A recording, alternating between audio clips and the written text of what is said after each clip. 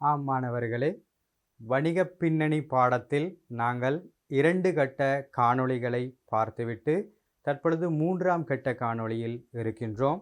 அதாவது வணிகம் என்றால் என்ன, பின்னர் வணிகத்தின் நோக்கங்கள் என்ன, அதன் பின்னர் வணிகத்தின் பிரதான நோக்கம், துணை நோக்கம் என படித்துவிட்டு நாங்கள் வணிகத்தின் வளர்ச்சி கட்டங்களை பார்த்தோம். வணிகத்தின் வளர்ச்சி கட்டங்களின் பின்னர் நாங்கள் இந்த வணிகம் என்ற வரைவிலக்கணத்திற்குள் காணப்படுகின்ற இந்த பொருட்கள், சேவைகள் மற்றும் தேவை என்றால் என்ன, விருப்பம் என்றால் என்ன, அதன் பண்புகள் எவ்வாறு அமைந்தன என்பன தொடர்பாக நாங்கள் பார்த்துவிட்டு இன்று நாங்கள் வணிக பின்னணி பாடத்தில் அக்கறை செலுத்தும் பிரிவினர்கள் தொடர்பாக பார்க்க இருக்கின்றோம். எனவே மாணவர்களே, முதலாவது சொல்லுங்கள் பார்ப்போம். வணிகம் என்றால் என்ன என்று சொல்லுங்கள். அதனை தொடர்ந்து நாங்கள் இந்த பாடத்துக்குள் போகலாம். வணிகம் என்றால் என்ன சொல்லுங்கள் பார்ப்போம். வணிகம் என்பது மனித தேவை விருப்பங்களை நிவர்த்தி செய்வதற்காக பொருட்களையும் சேவைகளையும் உற்பத்தி செய்தல் மற்றும் விநியோகம் செய்தல் தொடர்பான ஒரு பொருளாதார நடவடிக்கைக்கு நாங்கள் சொன்னோம் வணிகம் என்று. எனவே வணிகம் பற்றி முதலில் நன்றாக நாங்கள் தெரிந்து வைத்திருக்க வேண்டும். நாங்கள் படித்துவிட்டோம். இன்று நாங்கள் அக்கறை செலுத்தும் பிரிவினர்கள் தொடர்பாக நாங்கள் பார்க்க இருக்கின்றோம். எனவே இந்த பாடத்திற்குள் புகுவதற்கு முன்னர் நீங்கள் சொல்லுங்கள் பார்ப்போம். உங்கள் மீது அக்கறை கொண்ட தரப்பினர்கள் யார்? உங்கள் வீட்டில் யார் யார் இருக்கின்றனர்? பின்னர் வெளியிலிருந்து வரக்கூடியவர்கள் யார் யார் என்பதை சொல்லுங்கள் பார்ப்போம். ஆம், தாய், தந்தை, சகோதரன், சகோதரி, மாமா, மாமி மற்றும் வெளியில் நாங்கள் வந்தோமாக இருந்தால் ஆசிரியர்கள். பின்பு நாங்கள் சொல்லலாம் சமூகத்தில் உள்ள வழிபாட்டு தலங்களில் உள்ளவர்கள். பின்னர் நாங்கள் சொல்லலாம் காவல் பிரிவினர்கள் போன்றவர்கள் அனைவரும் உங்கள் மீது அக்கறை செலுத்துகின்றார்கள். எனவே உங்கள் மீது அக்கறை செலுத்தும் பிரிவினர்களை போன்றுதான் ஒரு வணிகத்தை நாங்கள் பார்த்தோமாக இருந்தால் வணிகத்துக்கு அக்கறை செலுத்தும் பல பிரிவினர்கள் இருக்கின்றார்கள். இவர்கள் சாதாரணமாக ஏன் அக்கறை செலுத்த வேண்டும் என்பதற்கு காரணம் இருக்கின்றது மாணவர்களே. எனவே ஒரு தாய் தந்தையினர் உங்கள் மீது அக்கறை செலுத்துவதற்கான காரணம் ஒரு பிணைந்த உறவு. அதே போன்று ஒரு ஆசிரியர் அல்லது அதிபர் உங்கள் மீது அக்கறை செலுத்துவதற்கான காரணம் சமூகத்தில் ஒரு நட்புறஜையினை உருவாக்க வேண்டும் போன்ற காரணங்களை நாங்கள் எவ்வாறு சொல்லலாமோ அதே போன்றுதான் நாங்கள் வணிகத்துக்கும் இந்த அக்கறை செலுத்துகின்ற பிரிவினர்கள் ஏன் அக்கறை செலுத்துகின்றார்கள் என்பதை நாங்கள் உற்று நோக்கலாம். எனவே மாணவர்களை, பாடத்துக்குள் வருவோம். நாங்கள் வணிகம் தொடர்பான அனைத்து விடயங்களையும் பார்த்து முடித்துவிட்டோம். அதில் நாங்கள் இந்த அக்கறை செலுத்தும் பிரிவினர்கள் தொடர்பாகத்தான் பார்க்க வேண்டும். எனவே பாருங்கள், அக்கறை செலுத்தும் பிரிவினர்கள், எங்கள் மீது அக்கறை செலுத்தும் பிரிவினர்களை போன்று வணிகத்தில் ஒரு வணிகத்தின் மீது அக்கறை செலுத்துகின்ற பிரிவினர்கள் இருக்கின்றார்கள். எனவே அவர்களை பற்றி தான் நாங்கள் இங்கே பார்க்க இருக்கின்றோம். பாருங்கள் பிள்ளைகளா, அக்கறை செலுத்தும் பிரிவினர்கள் யார் யார்? நீங்கள் சொன்னீர்கள் அல்லவா, உங்கள் மீது அக்கறை செலுத்தும் பிரிவினர்கள் யார் யார் என்று. அதே போன்று ஒரு வணிகத்துக்கும் அக்கறை செலுத்துகின்ற பிரிவினர்கள் இருக்கின்றார்கள். அவர்கள் யார் யார் என்று நாங்கள் பார்ப்போம். பின்னர் நாங்கள் அவர்கள் அக்கறை செலுத்துவதற்கான நோக்கம், இதை நாங்கள் தொடர்ந்து வரக்கூடிய விடயங்களில் பார்ப்போம். எனவே இந்த 2 விடயங்களையும் தான் நான் இன்று அக்கறை செலுத்தும் பிரிவினர்கள் தொடர்பாக பார்க்க இருக்கின்றோம். முதலாவதாக எனவே பாருங்கள், வணிகத்தின் மீது அக்கறை செலுத்தும் பிரிவினர்கள். அக்கறை. அக்கறை என்றால் உங்களுக்கு தெரியும், அக்கறை செலுத்தும் பிரிவினர்கள். வணிகத்தின் மீது அக்கறை செலுத்தும் பிரிவினர்கள் என்றால் என்ன, யார், யாருக்காக அப்படி சொல்கின்றார்கள் என்பதை பார்த்தீங்களாக இருந்தால் பாருங்கள், வணிக நடவடிக்கை தொடர்பாக வணிகங்கள் பல்வேறு நடவடிக்கையில் ஈடுபடுகின்றது. உற்பத்தி, விநியோகம் போன்ற வரைவிலக்கணத்திலே நாங்கள் பார்த்து விட்டோம். உற்பத்தி செய்கின்றது, விநியோகம் செய்கின்றது போன்ற பல்வேறு நடவடிக்கைக்கு அக்கறை செலுத்தும் பல்வேறு பிரிவினர்கள் இருக்கின்றார்கள். அந்த நடவடிக்கை மீது, வணிகத்தின் மீது அக்கறை செலுத்துகின்ற பல்வேறு பிரிவினர்கள் இருக்கின்றார்கள். அவர்கள் பற்றி நாங்கள் பார்த்தோமாக இருந்தால் அதற்குத்தான் நாங்கள் சொல்லுவோம் வணிகத்தின் மீது அக்கறை செலுத்துபவர்கள். எனவே நாங்கள் யார் யார் என்று பார்ப்போம் மாணவர்கள். ஒரு வணிகம் இருக்கிறது, பாருங்கள் தந்திருக்கிறேன். ஒரு வணிகம் இருக்கிறது. இந்த வணிகத்திற்கு உள் சிலர் இருப்பார்கள். ஒரு கடைக்கு சென்றால் மாணவர்களை யார் இருப்பா? அந்த கடையின் உரித்தாளே இருப்பார். அவருக்கு நாங்கள் வணிகத்தில் சொல்லுவோம் உரிமையாளர் என்று. அவர்தான் பிரதானமான ஒரு நபராக இருப்பார். ஒரு வணிகத்துக்கு பிரதானமான ஒரு நபராக இந்த உரிமையாளர் இருப்பார். எனவே அவருக்கு நாங்கள் சொல்லுவோம் உரித்தாளர், ஓனர் என்று சொல்லுவோம் அல்லவா? எனவே அவரும் இந்த வணிகத்தின் மீது அக்கறை செலுத்துகின்றார். எனவேதான் அந்த வணிகத்தை வினைத்திறனாக நடத்தி கொண்டு செல்ல வேண்டும் என்று அவர் எதிர்பார்த்து அவருடைய சொத்துக்களையும் அந்த வணிகத்துக்கு அவர் என்ன செய்கிறார்? ஈடுபடுத்துகிறார். எனவே இவ்வாறு தான் மாணவர்களை அக்கறை செலுத்தும் பிரிவினர்கள் பலர் இருக்கின்றார்கள். அவர்களை பற்றி தான் நாங்கள் இங்கே பார்க்க இருக்கிறோம். எனவே முதலாவது நான் சொன்னதை போன்று பாருங்கள், இங்கே உரிமையாளர் இருக்கிறார். உரிமையாளர் அவர் ஒரு வணிகத்துக்கு உள்ளே இருப்பார். ஒரு வணிகத்துக்கு உள்ளே இருப்பார். அவர் அந்த வணிகத்துக்காக என்ன செய்வார்? சொல்லுங்கள் பார்ப்போம். ஒரு கடையினை பார்த்தீர்களாக இருந்தால் ஒரு உரித்தாளர் இருப்பார். அந்த வணிகத்திற்கு அவருடைய சொத்துக்களை அவர் என்ன செய்வார்? ஈடுபடுத்தி இருப்பார். தன்னுடைய சொந்த சொத்துக்களை, தன்னுடைய வளங்களை அவர் ஈடுபடுத்தி இருப்பார். வணிகத்துக்கு, வணிக நடவடிக்கைக்கு அவர் ஈடுபடுத்தி இருப்பார். உற்பத்திக்கு அல்லது விநியோகம் செய்கின்ற நடவடிக்கைக்கு அவர் தன்னுடைய சொத்துக்களை, வளங்களை இந்த வணிகத்துக்கு ஈடுபடுத்தி இருப்பார். அவருக்குத்தான் நாங்கள் சொல்லுவோம் மாணவர்களே உரிமையாளர். அப்பொழுது சொல்லுங்கள் பார்ப்போம், உரிமையாளர் என்பவர் உள்ளே இருக்கக்கூடியவரா, வெளியே இருக்கக்கூடியவரா? ஆம், உள்ளே இருக்கக்கூடியவர். எனவே அதுக்கு நாங்கள் சொல்லுவோம் அகத்தரப்பினர்கள் அல்லது உள்ளக தரப்பினர்கள். உள்ளே இருக்கிறார், எனவே உரிமையாளர் ஒரு உள்ளக தரப்பினர் என்று சொல்லுவோம். எனவே விளங்கி இருக்கும், உரிமையாளர் என்பவர் வணிகத்துக்கு உள்ளே இருப்பார். வணிகத்துக்கு பல்வேறு வளங்களை அவர் ஈடுபடுத்தி இருப்பார். ஏன் ஈடுபடுத்துவார்? வணிகத்தை சிறந்த முறையில் நடாத்தி கொண்டு செல்ல. எனவே அவருக்கு உரிமையாளர் என்று சொல்லுவோம். இவர்களை பற்றி நாங்கள் தனித்தனியாக பார்க்க இருக்கின்றோம். நாங்கள் இங்கே யார் யார் அக்கறை செலுத்துகின்றவர்கள் என்பதை மேலோட்டமாக பார்ப்போம். இரண்டாவது மாணவர்களே, ஒரு வணிகம் கொஞ்சம் பெரிதாக இருந்தால், ஒரு கடையையும் தாண்டி ஒரு பெரிய ஒரு கடையாக இருந்தால், அங்கே இந்த உரிமையாளருக்கு கீழ் முகாமையாளர் இருப்பார்.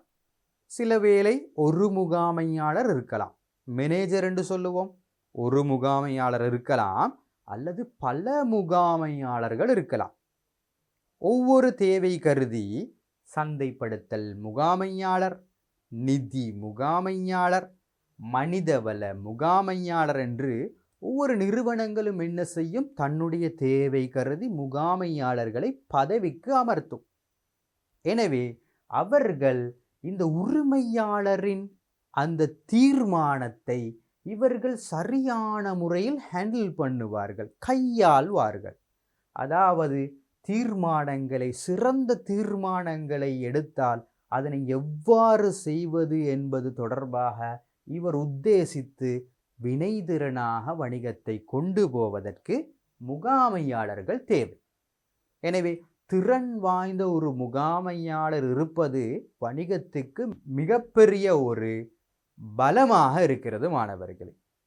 முகாமையாளர் ஒரு வணிகத்துக்கு உள் இருப்பது, திறனுடைய முகாமையாளர் இருப்பது ஒரு வணிகத்துக்கு பலமாக இருக்கும். எனவே அவர் இருந்தால் அந்த வணிகத்தை அழகான முறையில் என்ன செய்யலாம், செய்து கொண்டு போகலாம். எனவே சில வணிகங்களில் ஒரே ஒரு முகாமையாளர் இருப்பார், சில வணிகங்களில் பல முகாமையாளர்கள் இருக்கலாம். நீங்கள் கேள்வியுற்றிருப்பீர்கள், உங்கள் வீட்டில் கூட சொல்லுவார்கள் ஜெனரல் மேனேஜர், பின்னர் செல்வார்கள் அசிஸ்டன்ட் மேனேஜர் என்று சொல்வார்கள், உதவி முகாமையாளர், மேல்மட்ட முகாமையாளர், மத்திய மட்டம், கீழ்மட்ட முகாமையாளர்கள் போன்று பல்வேறு தேவைகள் கருதி இவர்களை என்ன செய்யலாம், பதவிக்கு அமர்த்தலாம். எனவே முகாமையாளர்கள் என்பது உங்களுக்கு விளங்கி இருக்கும். முகாமையாளர்களும் அக்கறை செலுத்துகின்ற நபரில் ஒருவர். எனவே சொல்லுங்கள் பார்ப்போம், அவர் உள்ளக நபரா வெளியக நபரா? சொல்லுங்கள் பார்ப்போம். ஆம், உள்ளக நபர். எனவே வணிகத்தின் மீது அக்கறை கொள்கின்ற நபர்களில் முதலாவது நாங்கள் உரிமையாளரை சொன்னோம், இரண்டாவது நாங்கள் முகாமையாளரை சொல்லலாம், மேனேஜர் என்று நாங்கள் ஆங்கிலத்தில் சொல்லுவோம். எனவே இது நாங்கள் வல்லமையாக கேள்வியுற்ற ஒரு பெயர் அல்லவா? எனவே நாங்கள் அவர்களை பற்றி நாங்கள் பின்னர் நாங்கள் பார்ப்போம். எனவே முகாமையாளரும் ஒரு அக்கறை செலுத்தக்கூடிய நபர். அடுத்ததாக வேறு யார் இருப்பா? சொல்லுங்கள் பார்ப்போம். ஒரு வணிகத்திற்கு உள்ளே வேறு யார் இருப்பா? ஆம் மாணவர்களே, அதிகமான ஊழியர்கள் இருக்கலாம். சில வணிகங்களில் ஒரு ஊழியர் இருக்கலாம். சில வணிகங்கள் பாரியளவாக ஒரு தொழிற்சாலையாக இருந்தால் அங்கே பாரியளவு அதிகளவான ஊழியர்கள் இருப்பார்கள். எனவே ஊழியர்கள் அதிகளவாக இருந்தால் அந்த செயற்பாடு வினைத்திறனாக செயற்படும். எனவே ஊழியர்கள் என்பவர் யார்? என்ன செய்கின்றார் அவர்? அவர் தன்னுடைய உடலாலும் உள்ளத்தாலும் அவர் என்ன செய்கிறார்? வேலையில் ஈடுபடுகிறார். வேலையில் ஈடுபட்டால் தான் வணிக நடவடிக்கை தொடர்ந்து செல்லும். இல்லாவிட்டால் என்ன ஏற்படும்? சில வணிக நடவடிக்கைகள் இடைநிறுத்தப்படும். எனவே ஊழியர்கள் ஒரு வணிகத்துக்கு மிகவும் தேவையான ஒரு நபர். எனவே அவர் இந்த வணிகம் தொடர்பான வேலைகளை செய்வார். எனவே அவருக்கு நாங்கள் சொல்லுவோம் ஊழியர். இந்த ஊழியரும் வணிகத்தின் மீது அக்கறை செலுத்துகிறார். எனவே நாங்கள் ஊழியர்களையும் சொல்லலாம். எனவே பாருங்கள் மாணவர்களே, உரிமையாளர் என்று சொன்னேன், முகாமையாளர் என்று சொன்னேன், முகாமையாளருக்கு கீழ் வேலை செய்யக்கூடியவர் ஊழியர் என்று சொன்னேன். இவர்கள் மூன்று நபர்களும், இந்த மூன்று தரப்பினர்களும் ஒரு வணிகத்துக்கு உள்ளே இருந்து வணிகத்தின் மீது அக்கறை செலுத்துபவர்கள் என்று சொல்லுவோம். யார்? உரிமையாளர், முகாமையாளர் மற்றும் ஊழியர். இந்த மூன்று தரப்பினரும் ஒரு வணிகத்திற்கு உள்ளே இருந்து வணிக நடவடிக்கை மீது அக்கறை செலுத்தி கொண்டு இருப்பார். எனவே உள்ளக தரப்பினர்கள் என்று கேட்கும் பொழுது நாங்கள் இந்த உரிமையாளரையும் முகாமையாளரையும் ஊழியரையும் கொடுக்கலாம். எனவே இவர்கள் மூவரும் மிகவும் முக்கியமானவர்கள். எனவே நீங்கள் கேட்கலாம் மாணவர்களே, ஒரு கடைக்கு நான் சென்றேன், அங்கே ஒரே ஒரு உரிமையாளர் மட்டும்தான் இருக்கிறார். அவர்தான் தன்னுடைய கடையினை அழகான முறையில் துப்புரவு செய்வார், பொருட்கள் சேவைகளை விற்பனை செய்வதும் அவர்தான். எனவே அங்கு 3 பேரை நான் காணவில்லையே என்று நீங்கள் கேட்கலாம். உண்மையில் மாணவர்களே, நான் சொன்னேன், இந்த நபர்கள் தேவை கருதி வேலைக்கு அமர்த்தப்படலாம். சில வேளை உரிமையாளர் முகாமையாளராக செயற்படுவார், அல்லது அந்த உரிமையாளர் ஒரு ஊழியராகவும் செயற்படுவார். சாதாரணமாக நாங்கள் செல்லக்கூடிய சில்லறை கடை, சாதாரண கடைகளில் ஒரு உரிமையாளர் இருப்பார், அவர்தான் முகாமையாளர், அவர்தான் ஊழியர். எனவே அது சிறிய ஒரு கடை என்பதனால் அவ்வாறு அமையும். வணிகங்கள் வளர்ச்சியடைந்து பாரியளவாக மாறுகின்ற பொழுது இந்த தரப்பினர்கள் ஒவ்வொன்றாக கூடுவார்கள். சில வேளை ஒரு முகாமையாளர் இருக்கலாம். இன்னும் வணிகம் விருத்தியடையும் பொழுது 2-3 முகாமையாளர்களை வேலைக்கு அமர்த்தலாம். அது வணிகத்தை பொறுத்து மாணவர்களே. எனவே நாங்கள் தெரிந்திருக்க வேண்டிய விடயம், ஒரு பாரியளவு வணிகமாக இருந்தாலும் அங்கே இருக்கக்கூடிய தரப்பினர்களை பிரதானமாக 3ஆக பிரிக்கலாம். 1 உரிமையாளர், ஓனர் என்று சொல்லுவோம். 2வது முகாமையாளர், மேனேஜர் என்று சொல்லுவோம். அடுத்தது ஊழியர்கள், லேபர் என்று சொல்லுவோம். இந்த மூவரும் உள்ளக தரப்பினர்கள். அதே போன்று மாணவர்களே, ஒரு வணிகத்தின் மீது அக்கறை செலுத்தக்கூடிய வெளியக தரப்பினர்களும் இருக்கின்றார்கள். நீங்கள் சொன்னீர்கள், எங்கள் மீது அக்கறை செலுத்தும் வெளியக தரப்பினர்களும் இருக்கின்றார்கள். ஆசிரியர்கள், காவல்துறை போன்றன வெளியக தரப்பினர்கள். உங்களுக்கு எவ்வாறு இருக்கின்றதோ அதே மாதிரி ஒரு வணிகத்திற்கும் வெளியக தரப்பினர்கள் இருக்கின்றார்கள். அதில் பிரதானமாக ஒரு வணிகம் செயற்படுவதே வாடிக்கையாளருக்கு பொருட்களையும் சேவைகளையும் வழங்குவதற்குத்தான். எனவே நான் பிரதானமாக சொல்லுவது வெளியக தரப்பினர்களில் முதலாவதாக வாடிக்கையாளர் என்று சொல்கிறேன். பாருங்கள், வாடிக்கையாளர். வாடிக்கையாளர் என்பவர் யார்? வாடிக்கையாளர் என்பவர் மாணவர்களே, இந்த வணிகத்திலிருந்து பொருட்களையும் சேவைகளையும் கொள்வனவு செய்யக்கூடிய நபர் வாடிக்கையாளர். இந்த வணிகத்திலிருந்து பொருட்களையும் அவர் கொள்வனவு செய்யலாம், சேவைகளையும் அவர் கொள்வனவு செய்யலாம். அவ்வாறு செய்த நபர் வாடிக்கையாளர் என்று சொல்லுவோம். கடைக்கு சென்றால் நாங்கள் பொருட்களை வாங்குகிறோம். எனவே நான் பொருளை கொள்வனவு செய்யும் ஒரு வாடிக்கையாளர். ஒரு சிகை அலங்கார நிலையத்துக்கு நான் போனால் அங்கிருந்து நான் சிகையினை அலங்கரித்து ஒரு பயனொன்றை பெற்றுக்கொண்டு வருவேன், பணத்தினையும் செலுத்துவேன். எனவே ஒரு சேவையினை பெற்றிருக்கிறேன். எனவே நான் ஒரு வாடிக்கையாளர். எனவே உலகத்தில் உள்ள ஒட்டுமொத்த மக்களும் வாடிக்கையாளர் தான். எனவே அவர் கொள்வனவு நடவடிக்கையில் ஈடுபடுகின்ற போது அவருக்கு நாங்கள் வாடிக்கையாளர் என்று சொல்லுவோம்.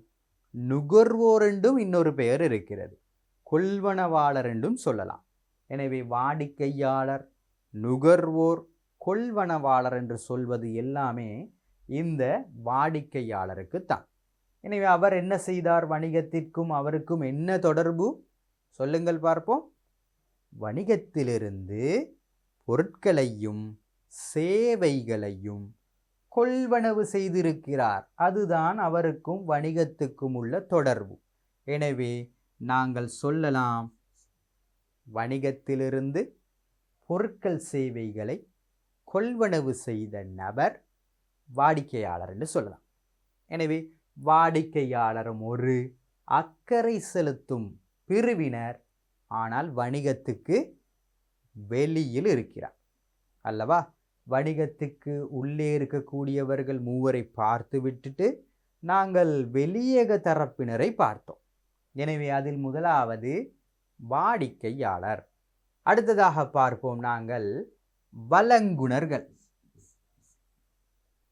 வழங்குனர் என்று சொல்லுவோம். வழங்குனர் என்றால் யார்? வழங்குனர் வழங்குதல், ஏதேனும் ஒன்று வழங்குதல். எனவே அவர் நிச்சயமாக ஏதேனும் ஒரு சேவையினையோ ஏதேனும் ஒரு பொருளையோ வணிகத்துக்கு கொடுத்திருப்பார். எனவே வணிகத்துக்கு ஏதேனும் ஒன்றை வழங்கியிருப்பார். அதற்காகத்தான் அவருக்கு நாங்கள் சொல்லுவோம் வழங்குனர் என்று. அப்படி என்ன விடயத்தை அவர் வணிகத்துக்கு கொடுப்பார்? மூலப்பொருட்களை வழங்கலாம், அல்லது சில உதவி சேவைகள் இருக்கின்றன. உதாரணத்திற்கு போக்குவரத்து அல்லது தொடர்பாடல் போன்ற சேவைகளை வழங்கக்கூடியவருக்கு நாங்கள் வழங்குனர் என்று சொல்லுவோம். எனவே இவர் மூலப்பொருட்களையோ அல்லது பொருட்களையோ அல்லது சில சேவைகளையோ வணிகத்திற்கு வழங்கலாம். அவ்வாறு வழங்கிய நபருக்கு சொல்லுவோம் வழங்குனர் என்று. இவர் மாணவர்களே கடனுக்கு கூட பொருட்களை வழங்குவார். கடனுக்கு கூட பொருட்களை வழங்கலாம். எனவே கடனுக்கு கூட பொருட்களை வழங்குவதனால் இந்த வழங்குனர் மிகவும் பிரதானமான ஒரு வெளியக தரப்பினர். எனவே இந்த வெளியக தரப்பினரில் வழங்குனரும் ஒரு அக்கறை கொண்ட நபராக இருக்கிறார். எனவே நாங்கள் சொல்லலாம் மாணவர்களே, வணிகத்தின் மீது அக்கறை செலுத்தும் பிரிவினர்களில் வெளியக தரப்பினராக இந்த வழங்குனரை சொல்லலாம். எனவே வழங்குனர் என்றால் உங்களுக்கு விளங்கி இருக்கும். அடுத்த நபருக்கு போவோம். பாருங்கள், பல நபர்கள் இருக்கின்றார்கள். வாடிக்கையாளர், வழங்குனர், பின்னர் நான் போகிறேன் போட்டியாளர். போட்டியாளர், போட்டி. நீங்கள் பாடசாலையில் சில இல்ல விளையாட்டு போட்டிகளில் போட்டி போடுகிறீர்கள். நீங்கள் 100 மீட்டர் ஓட்ட போட்டியில் இணைந்து கொண்டால் உங்களுடன் ஓடுவதற்கு இன்னும் 5 பேர் நிற்பார்கள். எனவே அந்த 5 பேருடன் நீங்கள் நிற்கும் பொழுது நீங்கள் போட்டியாளர்கள் என்று சொல்லுவார்கள். ஏன் போட்டியாளர்கள் என்று சொல்கின்றார்கள்? உங்களுக்கு ஒத்த வயதுடைய நபர்கள் அல்லது உங்கள் வகுப்பில் உள்ள நபர்கள் தான் அங்கே இருப்பார்கள். எனவே ஒரே சம வயது அல்லது சம வயது மட்டத்தை உடையவர்கள் இருப்பதனால் உங்களுக்குத்தான் போட்டியாளர் என்று சொல்லலாம். அல்லது நாங்கள் உயர்தரத்தில் ஒரு மாணவனையும் தரம் 5 உள்ள மாணவரையும் நாங்கள் ஓட்ட போட்டிக்கு சரிசமனாக ஓட வைக்க முடியுமா? முடியாது. ஏன்? அவர்கள் வயது மட்டத்தில் வேறுபட்டவர்கள். எனவே சம வயதினை உடைய, அதாவது சம வயது மட்டத்தினை உடைய நபர்கள்தான் அந்த போட்டிக்கு என்ன செய்யலாம்? இணைந்து கொண்டு தன்னுடைய விளையாட்டினை மேற்கொள்ளலாம். அதே போன்று மாணவர்களே, நாங்கள் ஒரு வணிகத்துக்கு வந்தோமாக இருந்தால் வணிகத்தில் இந்த போட்டியாளர் என்பவர் யார்? போட்டியாளர் என்பவர் மாணவர்களே, ஒரு வணிகத்தில் ஏதேனும் ஒரு உற்பத்தி அல்லது உற்பத்திகள் 2 வகை அல்லவா? பொருட்களும் சேவைகளும். எனவே வணிகத்தில் இடம்பெறக்கூடிய உற்பத்திகள், பொருள் அல்லது சேவை, அந்த உற்பத்திக்கு சமனான ஒரு உற்பத்தியினை மேற்கொள்ளக்கூடிய நபருக்கு நாங்கள் சொல்லுவோம் போட்டியாளர். ஒரு வணிகத்தில் மேற்கொள்ளப்படும் உற்பத்திக்கு பொருளை உற்பத்தி செய்யலாம், சேவையினை உற்பத்தி செய்யலாம். அந்த பொருட்களுக்கு அல்லது சேவைக்கு சமனாக இன்னொரு நபர் அதே போன்று சமனான உற்பத்தியில் ஈடுபட்டால் அவருக்கு நாங்கள் சொல்லுவோம் போட்டியாளர். எனவே ஒவ்வொரு வணிகத்துக்கும் மாணவர்களே போட்டியாளர் மிக முக்கியம். சிலர் நினைத்து கொண்டிருக்கின்றார்கள், போட்டியாளர் இருந்தால் என்னுடைய பிஸ்னஸ், என்னுடைய வியாபாரம் என்ன செய்யும்? லொஸ்டாவிரும் என்று சொல்கிறோம். அதாவது எங்களுடைய வணிகம் சரியான முறையில் கொண்டு போக முடியாது, நாங்கள் நட்டமடைந்து விடுவோம் என்று சொல்கின்றார்கள். உண்மையிலேயே அவ்வாறு கிடையாது மாணவர்களை. நாங்கள் கீரை கடைக்கும் எதிர்கடை வேண்டும் என்று மூத்தவர்கள் சொல்லியிருக்கின்றார்கள். ஏன்? அவ்வாறு போட்டியாளர் இருந்தால்தான் நாங்கள் தரமான பொருட்களை உற்பத்தி செய்ய எத்தனிப்போம். குறைந்த விலையில் பொருட்களை மக்களுக்கு வழங்குவதற்கு எத்தனிப்போம். புதிய வகையான தொழில்நுட்பங்களை பயன்படுத்தி புதிய சேவையினை வழங்குவதற்கு நாங்கள் தயாராகுவோம். அவ்வாறு போட்டியாளர் ஒன்று இல்லாவிட்டால் நாங்கள் என்ன செய்வோம்? எங்களுடைய உற்பத்தியின் தரத்தை பற்றி நாங்கள் கணக்கில் கொள்ள மாட்டோம். அதனை நாங்கள் சரியான முறையில் மெயின்டைன் பண்ண மாட்டோம் அல்லவா? அல்லது எங்களுடைய சேவைகளை நாங்கள் சரியான முறையில் வினைத்திறனாக வழங்க மாட்டோம். எங்களுக்கு விரும்பியதை போன்று தன்னிச்சையான முறையில் நான் என்னுடைய சேவைகளையும் பொருட்களையும் வழங்கலாம். எனவே போட்டியாளர் மிகவும் முக்கியமான ஒரு நபர். போட்டியாளர் என்பது ஒரு வணிகத்தில் மேற்கொள்ளப்படுகின்ற உற்பத்திக்கு, அது பொருளாக இருக்கலாம், சேவையாக இருக்கலாம், அதற்கு சமமான உற்பத்தியினை மேற்கொள்ளக்கூடியவருக்கு சொல்லுவோம் போட்டியாளர். சொல்லுங்கள் பார்ப்போம், போட்டியாளர் உள்ளக தரப்பினரா வெளியக தரப்பினரா? சொல்லுங்கள் பார்ப்போம். வெளியக தரப்பினர். எனவே நாங்கள் வாடிக்கையாளர் வெளித்தரப்பினர் என்று சொன்னோம், வழங்குனர் வெளித்தரப்பினர், போட்டியாளரும் வெளியிலிருந்து வரக்கூடிய ஒரு தரப்பினர். அடுத்ததாக பார்ப்போம் மாணவர்களே, நிதி நிறுவனங்கள். நிதி நிறுவனங்கள். எனவே நிதி நிறுவனம் என்றால் என்ன? நிதி நிறுவனம் வணிகத்தின் மீது அக்கறை செலுத்துகிறதா? யார் அந்த நிதி நிறுவனம்? நிதி நிறுவனம் என்பது மாணவர்களே, ஒரு வணிகம் தான் நட்டமடைந்து செல்கின்ற பொழுது கை கொடுக்கக்கூடிய ஒரு ஆள்.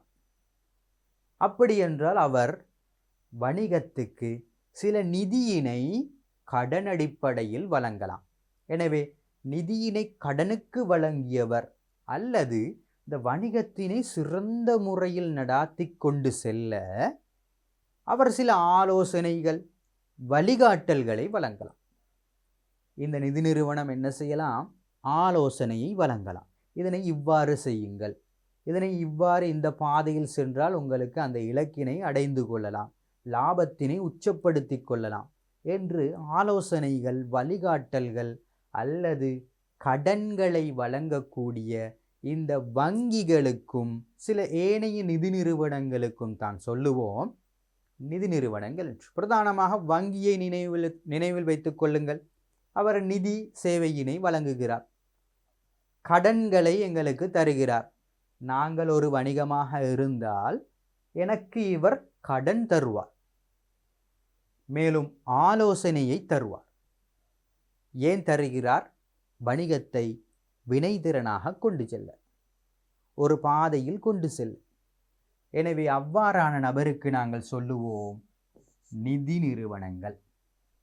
எனவே நீங்கள் வங்கிகளை நினைவில் வைத்துக் கொள்ளலாம், பேங்க் என்று சொன்னேன் அல்லவா? அடுத்த நபர் பாருங்கள், அரசாங்கம். அரசாங்கம், அரசு. இந்த அரசு ஏன் வணிகத்தின் மீது அக்கறை செலுத்துகிறது? ஏன் வணிகத்தின் மீது அக்கறை செலுத்துகிறது? அரசாங்கம் என்றால் யார்? அரசாங்கம் என்பது மாணவர்களே, ஒரு நாட்டின் பொருளாதாரத்தை, பொருளாதாரம் என்பது நாங்கள் ஏற்கனவே சொன்னோம் அல்லவா, பணத்தினால் அளவிடக்கூடிய விடயங்கள். அந்த பொருளாதாரத்தினை நல்ல முறையில் பேண அல்லது விருத்தி அடைய செய்ய. பொருளாதாரம் ஒரே இடத்தில் நின்றால் அந்த நாடு சரியான முறையில் வளர்ச்சி அடையாது. எனவே பொருளாதாரத்தை நாங்கள் விருத்தி செய்ய வேண்டும், படிப்படியாக விருத்தி செய்ய வேண்டும். இவ்வாறு விருத்தி செய்வதற்காக கொள்கைகளை வகுத்து அதனை நடைமுறைப்படுத்தக்கூடியவர்களுக்கு சொல்லுவோம் அரசாங்கம். கொள்கை வகுப்பவர், கொள்கையினை வகுத்து அதனை நடைமுறைக்கு கொண்டு வருபவர்கள் அரசாங்கம். ஒரு நாட்டுக்கு அரசாங்கம் மிக முக்கியம். ஏனென்றால் பொருளாதாரத்தை வளர்ச்சி அடைய செய்ய, ஒரு நாட்டின் வளங்களை அழகான முறையில் பயன்படுத்த, ஒரு நாட்டில் காணப்படக்கூடிய வளங்களை அவர்கள் வீணடிக்க கூடாது, சரியான முறையில் பயன்படுத்த வேண்டும். எனவே அரசாங்கம் ஒரு நாட்டுக்கு மிகவும் முக்கியம். அவர் வணிகத்தின் மீது அக்கறை செலுத்துகிறார். ஏன்? ஒரு வணிகம் பொருளாதாரத்தை வளர்ச்சி அடைய செய்யும் பிரதான நபர். ஒரு நாட்டின் பொருளாதாரத்துக்கு மையமாக இருக்கக்கூடியவர் இந்த வணிகம். அவரை விருத்தி செய்தால்தான், அவருக்கு உதவினால்தான் அவர் வணிகத்தை அழகான முறையில் கொண்டு போவார். எனவே பொருளாதாரம் விருத்தி அடையும். பொருளாதாரம் விருத்தி அடைந்தால் அந்த நாட்டுக்கும் அந்த அரசாங்கத்துக்கும் பெருமை. எனவே அதற்காக அவர் தேவையான உதவிகளை வணிகத்துக்கு வழங்குவார். தேவையான உதவிகளை வணிகத்துக்கு வழங்குவார். உட்கட்டமைப்பு வசதி, உங்கள் வீட்டிற்கு மின்சார வசதியினை வழங்கியது யார்? அரசாங்கம். எனவே நீர் தொடர்பான சேவையினை வழங்கியது யார்? அரசாங்கம். உமது வீட்டிற்கு முன்னால் இருக்கக்கூடிய பாதையினை, உட்கட்டமைப்பு வசதிகளை புனர் நிர்மாணம் செய்வது யார்? அரசாங்கம். உங்கள் வீட்டுக்கு எவ்வாறோ அதே போன்று வணிகத்திற்கும் அவ்வாறே. எனவே இவ்வாறான உட்கட்டமைப்பு வசதி தேவை ஏற்படும் பொழுது வணிகங்களுக்கு சில கடன்களையும் வழங்கி சில உள்நாட்டு உற்பத்திகளுக்கும் அரசாங்கம் உதவும். உள்நாட்டு உற்பத்தியினை கருவா, தேயிலை போன்ற உள்நாட்டு உற்பத்திகளை விருத்தியடைய செய்வதற்கும் அரசாங்கம் ஸ்பெஷல், அதாவது விசேட கடன்களை வழங்கியும் உதவி செய்வார். எனவே அரசாங்கம் ஏதேனும் ஒரு அடிப்படையில் வணிகத்தின் மீது அக்கறை செலுத்துகிறது. எனவே அதற்கான காரணம் அவரும் பயனடைவார், வணிகமும் பயனடையும். இங்கே இருக்கக்கூடிய ஒவ்வொரு அக்கறை செலுத்தும் தரப்பினர்களும் தான் சும்மாவல்ல, தான் வணிகத்தின் மீது அக்கறை செலுத்துகிறார். இவரும் பயனடைவார், இவரும் பயனடைவார். அதனை பற்றி நாங்கள் பிறகு பார்க்கலாம். எனவே அரசாங்கம் என்பது ஒரு நாட்டின் பொருளாதாரத்தை விருத்தி செய்வதற்கு கொள்கையினை வகுப்பவர்கள் என்று சொல்லுவோம். அடுத்ததாக நாங்கள் பார்ப்போம் சமூகம். சமூகம் சமூகம் சமூகம் என்றால் மாணவர்களை என்ன சொல்லலாம்? சமூகம் என்பது அவர்கள் வணிகத்திற்கு வெளியே இருக்கின்றார்கள், வணிகத்திலிருந்து வெளியில்தான் இருப்பார்கள். ஆனால் ஏதேனும் ஒரு அடிப்படையில் வணிகத்தின் மீது தனது கண்களை வைத்து கொண்டிருப்பார்கள், தனது கண்களை வைத்து கொண்டிருப்பார்கள். இவன் ஏதேனும் தவறுகளை செய்கின்றானா? சூழலுக்கு ஏற்ற வகையில் இவன் நடந்து கொள்கின்றானா? ஊழியர்களுக்கு நியாயமான முறையில் இருக்கின்றாரா? அல்லது நாங்கள் சொல்லலாம் நுகர்வோருக்கு தரமான பொருட்கள் சேவைகளை வழங்குகின்றாரா? போன்ற வணிகத்தின் நடவடிக்கை மீது இவர் என்ன செய்வார்? உற்று நோக்கி கொண்டே இருப்பார். ஏனென்றால் அந்த சமூகம் என்பதற்குள் மாணவர்களே சூழலினை பாதுகாக்கக்கூடியவர்கள், நுகர்வோரின் உரிமைகளை பாதுகாக்கக்கூடியவர்கள், ஊழியர்களின் உரிமைகளை பாதுகாக்கக்கூடியவர்கள் அல்லது ஊடகவியலாளர்கள் அனைவரும் இந்த சமூகத்திற்குள் உள்ளடங்குவார்கள். ஏன் வாடிக்கையாளர் கூட இந்த சமூகத்திலிருந்து வரக்கூடியவர் தான். ஆனால் வணிகத்தில் நேரடியாக தொடர்பு படக்கூடியவர் என்பதனால் அவருக்கு நாங்கள் விசேடமாக வாடிக்கையாளர் என்று வேறையாக குறிப்பிடுகிறோம். அவரை தவிர அனைவரும் சமூகம் என்று சொல்லுவோம்.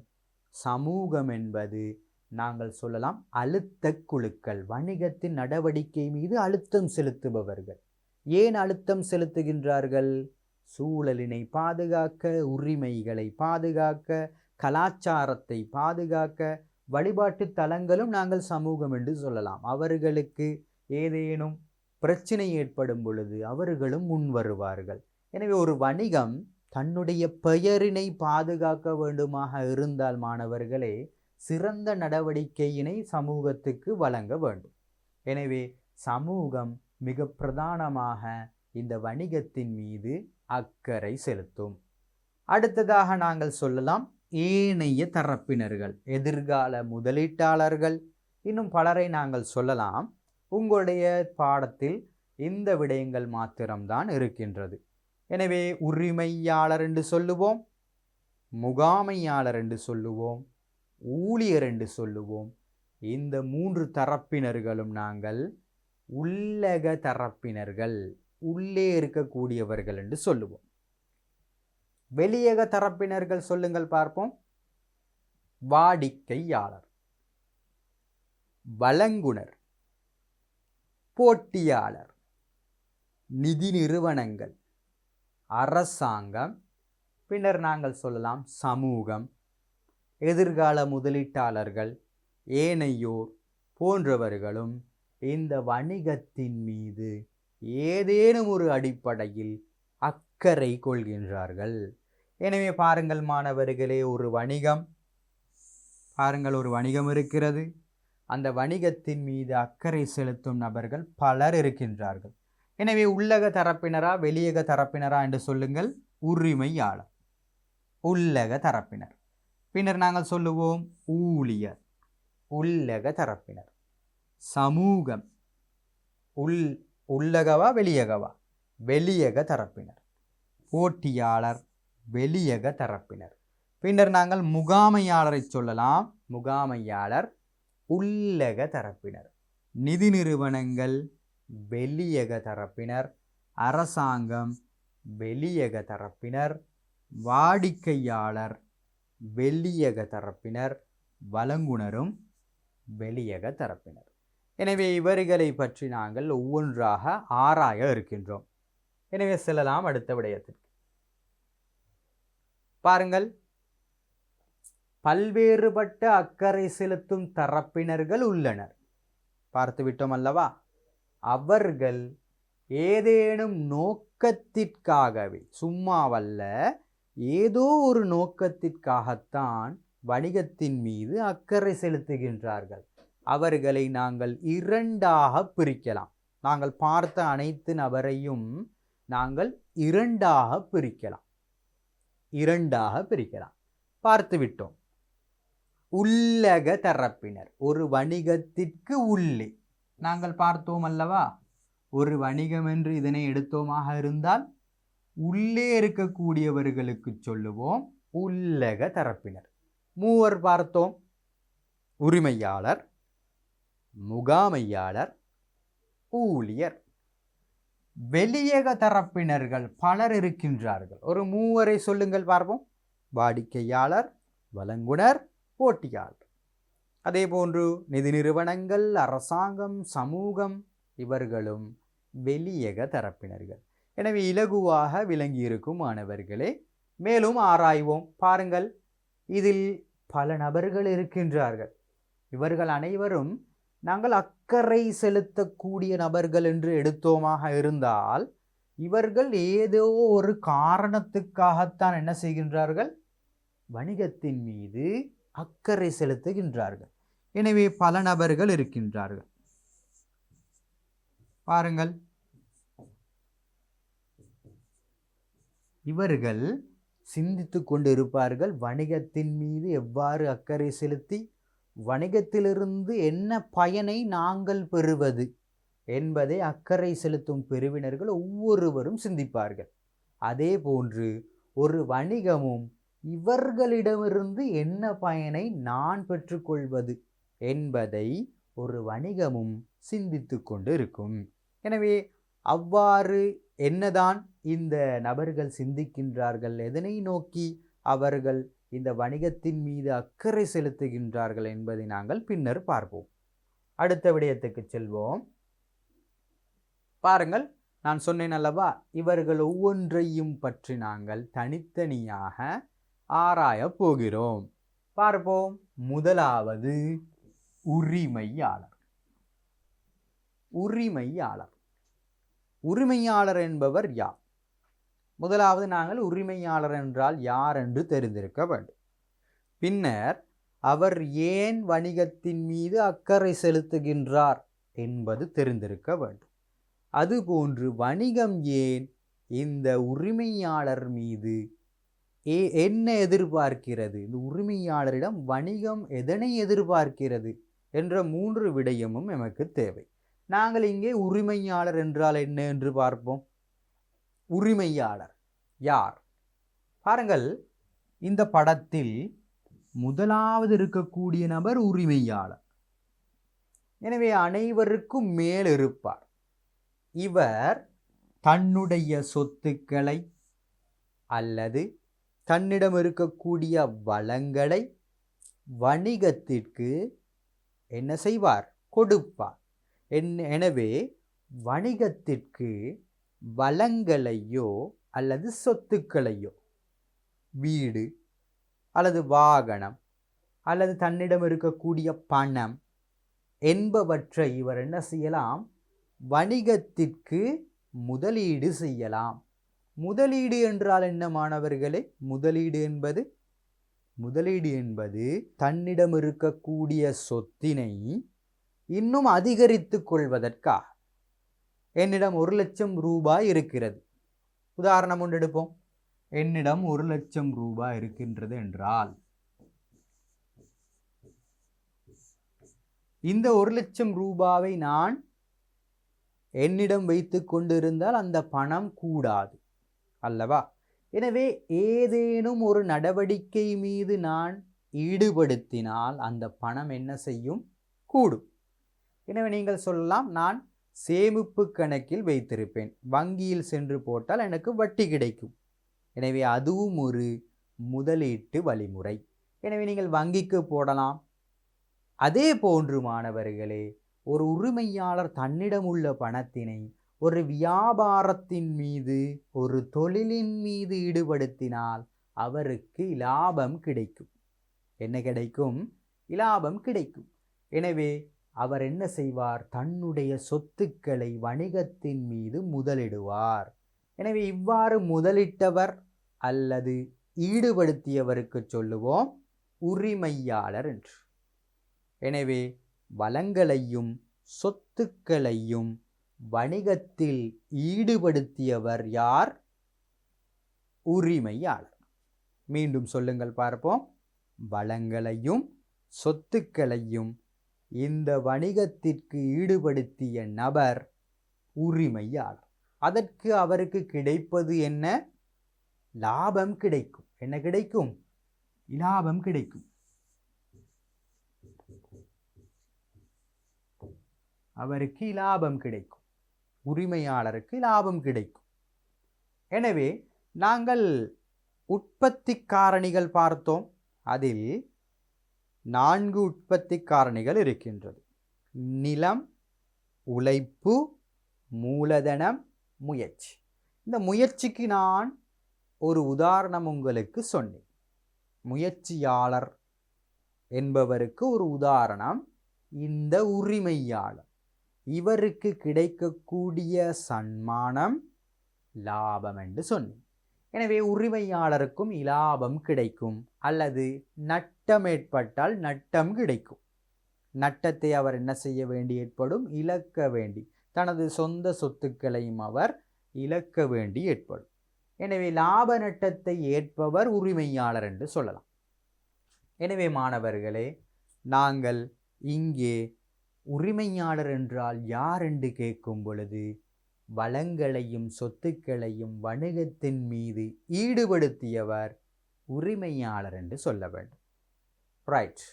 இப்போ பாருங்கள், இங்கே ஒரு வரைபடம் தந்திருக்கிறேன். இதில் பாருங்கள், இந்த உரிமையாளர் பல்வேறுபட்ட சிந்தனைகளில் ஈடுபட்டு எவ்வாறாவது லாபத்தினை உழைத்து கொள்ள வேண்டும் என்று தன்னுடைய வணிக நடவடிக்கையில் அவர் என்ன செய்வார்? ஈடுபடுவார். எனவே அவருக்கு உரிமையாளர் என்று சொல்லுவோம். இப்பொழுது நீங்கள் ஒரு கடைக்கு சென்றால் அங்கு ஒரு உரிமையாளரை பார்ப்பீர்கள். இப்போ நீங்கள் கேட்கலாம், ஒரு உரிமையாளர் மட்டுமா ஒரு வணிகத்தில் இருக்க வேண்டும்? கிடையாது மாணவர்கள். நிறுவனங்களின் அளவு அல்லது பாரியளவு கம்பெனிகள் போன்ற நிறுவனங்களில் பல உரிமையாளர்கள் இருப்பார்கள்.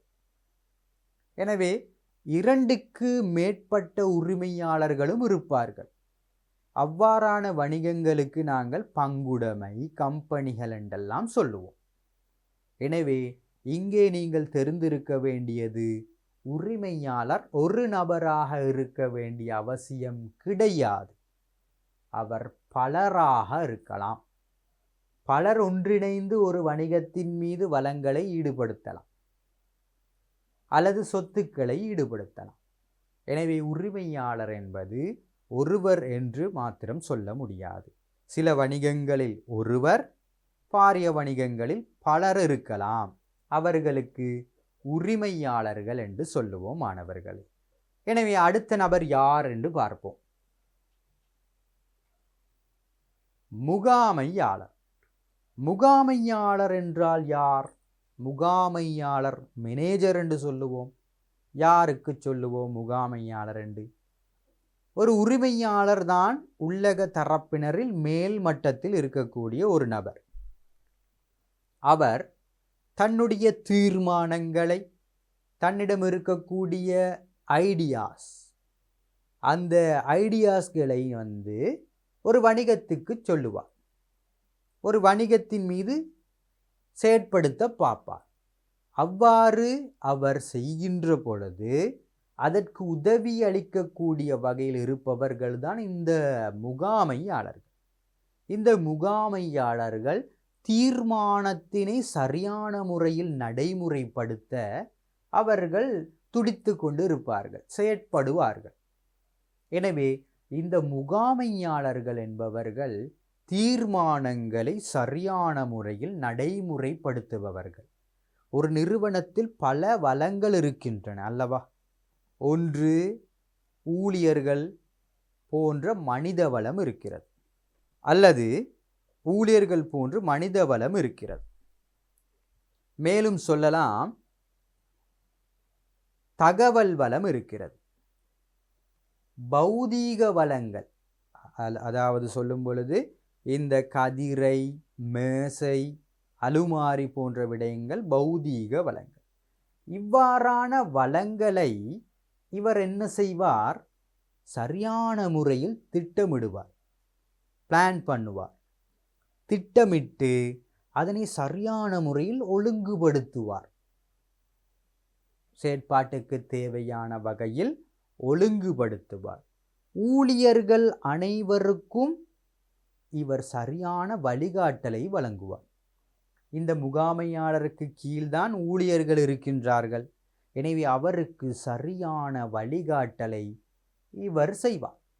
பின்னர் ஏதேனும் விலகல்கள் அல்லது பிரச்சனைகள் ஏற்படும் பொழுது அதனை கட்டுப்படுத்தி வணிகத்தின் நோக்கத்தினை அடைவதற்கு இவர் உதவி செய்வார்.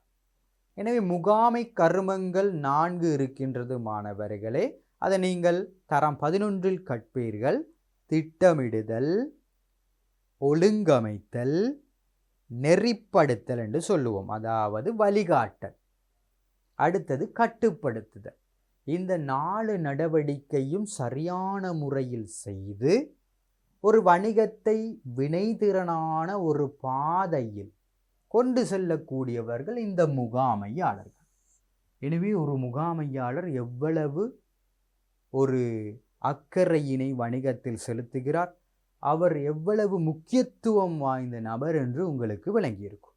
எனவே தனக்கு கீழ் ஊழியர்கள் இருக்கின்றார்கள், அவர்களை சரியான முறையில் நெறிப்படுத்த வேண்டும்.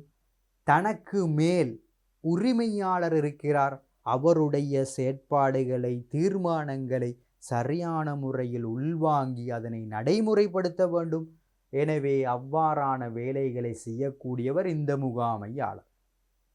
எனவே நாங்கள் இங்கே முகாமையாளர் என்று கேட்கும் பொழுது தீர்மானங்களை, உரிமையாளரின் தீர்மானங்களை சரியான முறையில் நடைமுறைப்படுத்துபவர் என்று சொல்லலாம். எனவே அவருக்கு முகாமையாளர் என்று சொல்லுவோம். நீங்கள் முகாமையாளர்களில் பல தரப்பினர்களை கேள்விப்பட்டிருப்பீர்கள். ஒரு முகாமையாளர் தான் இருக்க வேண்டும் என்பது கிடையாது, பல முகாமையாளர்கள் இருக்கலாம். நான் முன்னர் சொன்னேன், மனிதவள முகாமையாளர். அவர் ஊழியர்களை, மனித வளத்தினை அவர் என்ன செய்வார்? கட்டுப்படுத்தி நெறிப்படுத்துவார். நிதி முகாமையாளர் நிதி தொடர்பான விடயங்களை கட்டுப்படுத்துவார். சந்தைப்படுத்தல் முகாமையாளர் சந்தைப்படுத்தல் தொடர்பான விவரங்களை அவர் பார்த்து கொள்வார். இவ்வாறு பல முகாமையாளர்கள் இருக்கலாம். மேலும் ஒரு நிறுவனத்தில் மேல்மட்ட முகாமையாளர் இருக்கலாம், ஜெனரல் மேனேஜர். அவர்தான் மிகப்பெரிய ஒரு பதவியில் இருக்கக்கூடிய ஒரு முகாமையாளராக இருக்கலாம். மத்திய மட்ட முகாமையாளர்கள் இருக்கலாம். இந்த சந்தைப்படுத்தல் முகாமையாளர்கள், நிதி முகாமையாளர்கள் இருக்கலாம். கீழ்மட்ட மேற்பார்வை செய்யக்கூடிய முகாமையாளர்கள் இருக்கலாம். எனவே ஒரு முகாமையாளர் என்ன சிந்திக்கிறார் என்றால், தன்னுடைய பதவியினை எவ்வாறாவது ஒரு மேலிடத்துக்கு கொண்டு செல்ல வேண்டும், நல்ல ஒரு சம்பளத்தை பெற வேண்டும் என்று எதிர்பார்ப்பார். எனவே முகாமையாளர்கள் ஒரு நிறுவனத்தில் ஒருவர் இருப்பது என்பது அதனை விட கூடுதலாகவும் இருக்கலாம். ஒருவரும் இருக்கலாம், அல்லது அந்த நிறுவனத்திற்கு ஏற்ற வகையில் பல நபர்கள் முகாமையாளராக இருக்கலாம் மாணவர்கள். எனவே முகாமையாளர்கள் என்பவர் யார்? உரிமையாளரின் தீர்மானங்களை சரியான முறையில் நடைமுறைப்படுத்துபவர்கள். அவர்கள் திட்டமிடலாம், ஒழுங்கமைக்கலாம், நெறிப்படுத்தலாம், கட்டுப்படுத்தலாம். எனவே அவர்களை நாங்கள் முகாமையாளர் என்று சொல்லுவோம். எனவே முகாமையாளர் என்றால் உங்களுக்கு நன்றாக விளங்கியிருக்கும். நாங்கள் அடுத்த நபருக்கு செல்வோம். ஊழியர்கள் என்று சொல்லுவோம். ஊழியர்கள் என்றால் யார்? உங்களுக்கு தெரிந்த விடயத்தை சொல்லுங்கள். ஊழியர் என்பவர் யார்? ஒரு வணிகத்தில் வேலை செய்யக்கூடியவர், ஒரு கடையில் வேலை செய்யக்கூடியவர் ஊழியர். ஆம், உண்மை. எனவே இவர்களுக்கு நாங்கள் சொல்லுவோம் உடலால் வேலை செய்வார். உடலால் என்ன செய்வார்? தூக்குவார், இறக்குவார், அல்லது சில இயந்திரங்களை செயற்படுத்துவார். இவர்கள் உடலால் வேலை செய்வார்கள். தன்னுடைய உடலை வைத்து அவர்கள் வேலையில் ஈடுபடுவார்கள். தன்னுடைய சக்திக்கு இணங்க அவர்கள் வேலை செய்வார்கள். மேலும் மாணவர்களே, உள்ளத்தினால் வேலை செய்யக்கூடிய நபர்களும் இருக்கின்றார்கள். உள்ளத்தினால் வேலை செய்யக்கூடிய நபர் என்றால் எப்படி? அதாவது தான் உடலினால் மேற்கொள்ளும் செயற்பாட்டை விட அவர்கள் உள்ளத்தை பயன்படுத்தி, தன்னுடைய அறிவை பயன்படுத்தி அதிகமான வேலையில் ஈடுபடுவார்கள். உதாரணம், கணக்காளரை சொல்லலாம். கணக்காளர் நிறுவனத்தின் கணக்கு வழக்கினை சரியான முறையில் பார்த்து கொள்வார். அவர் உடலினால் மேற்கொள்கின்ற வேலையினை விட தன்னுடைய அறிவினை பயன்படுத்தி தான் வேலையினை செய்கிறார். எனவே உள்ள ஊழியர்கள் என்று சொல்லுவோம். எனவே உடலினால், உள்ளத்தினால். எனவே ரெண்டையும் சேர்த்து நாங்கள் சொல்லுவோம், உடலினாலும் உள்ளத்தினாலும் வேலை செய்யக்கூடியவர்கள் இந்த ஊழியர்கள். அவர் முகாமையாளரின் தீர்மானங்களுக்கு இணங்க அதனை அமுலுக்கு கொண்டு வருவார். ஒரு உரிமையாளரின், முகாமையாளரின் தீர்மானங்களை அமுல்படுத்தக்கூடியவர் இந்த ஊழியர்கள். இவர்கள்தான் வேலை செய்து காட்டுவார்கள். முகாமையாளர்கள் எவ்வளவு தீர்மானம் எடுத்தாலும் திட்டமிட்டாலும் அதனை அமுலில் செயற்படுத்தி காட்டுபவர்கள் யார்? இந்த ஊழியர்கள். ஊழியர்கள் இல்லாவிட்டால் தன்னுடைய திட்டத்திலும் எந்த ஒரு பயனும் கிடைக்காமல் போய்விடும். எனவே வினைத்திறனான ஊழியர்கள் இருக்க வேண்டும். அவர்களிடமிருந்து பயன்களை பெற வேண்டுமாக இருந்தால் நாங்கள் அவர்களை சரியான முறையில் அர்ப்பணித்து வணிகத்தில் வைத்து கொள்ள வேண்டும். சரியான சம்பளத்தை கொடுக்க வேண்டும். எனவே இந்த ஊழியர்கள் என்பவர் யார்? வணிகத்திற்கு அல்லது வணிக நடவடிக்கைக்கு உரிமையாளரின், முகாமையாளரின் தீர்மானங்களை அமுல்படுத்தக்கூடியவர்கள். உடல் உள ரீதியாக தன்னுடைய வேலையினை செய்யக்கூடியவர்கள் ஊழியர்கள். பல ஊழியர்கள் ஒரு நிறுவனத்தில் இருக்கலாம், அல்லது ஒரே ஒரு ஊழியர் ஒரு நிறுவனத்தில் இருக்கலாம். ஒரு கடைக்கு சென்றோமாக இருந்தால் ஒரு சிறிய ஒரு சில்லறை கடை, உரிமையாளர் தான் முகாமையாளராகவும் இருப்பார், முகாமையாளர் தான் ஊழியராகவும் இருப்பார். எனவே 3 பங்கினையும் ஒருவர் தான் வகிக்கிறார். எனவே அவர் ஊழியர் என்றும் சொல்லலாம், முகாமையாளர் என்றும் சொல்லலாம், உரிமையாளர் என்றும் சொல்லலாம். எனவே மாணவர்களே, ஊழியர்கள் என்றால் உங்களுக்கு விளங்கி இருக்கும். அடுத்த விடயத்துக்கு செல்வோம். வாடிக்கையாளர். வாடிக்கையாளர் என்பவர் யார்? கஸ்டமர் என்று சொல்லுவோம், நுகர்வோர் என்று சொல்லுவோம், கொள்வனவாளர் என்று சொல்லுவோம். எனவே வாடிக்கையாளர் என்பவர் யார்? ஒரு வணிகத்திலிருந்து பொருட்களையும் சேவைகளையும் கொள்வனவு செய்த நபர்.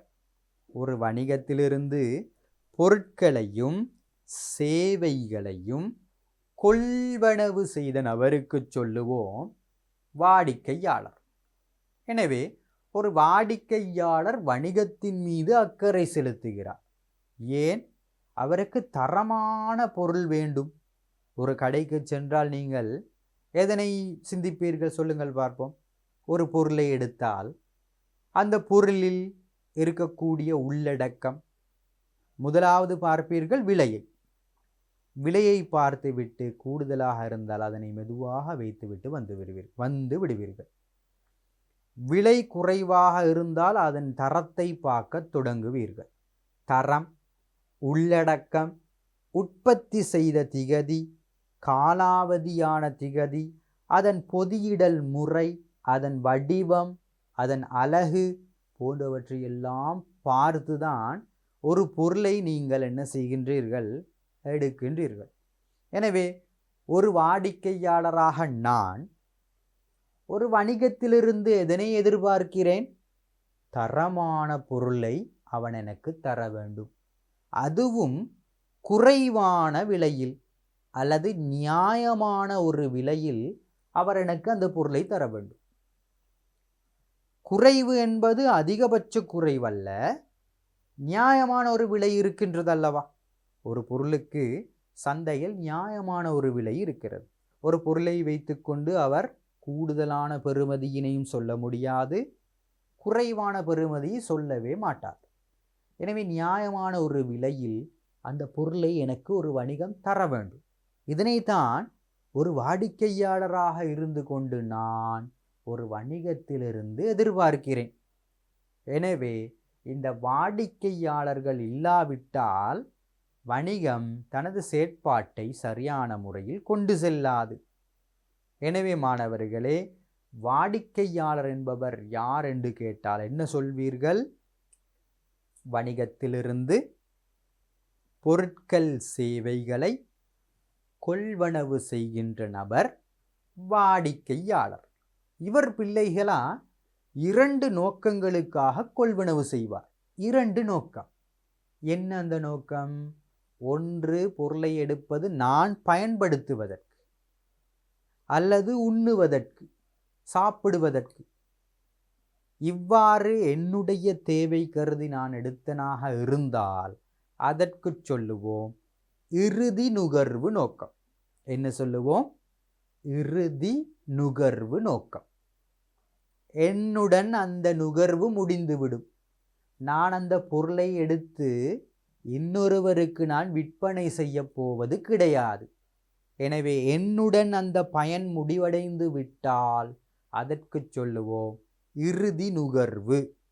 எனவே ஒரு வாடிக்கையாளர் இறுதி நுகர்வுக்காக பொருளை கொள்வனவு செய்யலாம், அல்லது மீள் விற்பனை செய்வதற்காக நான் எடுத்த அந்த பொருளை மீண்டும் இன்னொருவருக்கு விற்பனை செய்வேனாக இருந்தால் அதற்கு சொல்லுவோம் மீள் விற்பனை நோக்கம் என்று சொல்லுவோம்.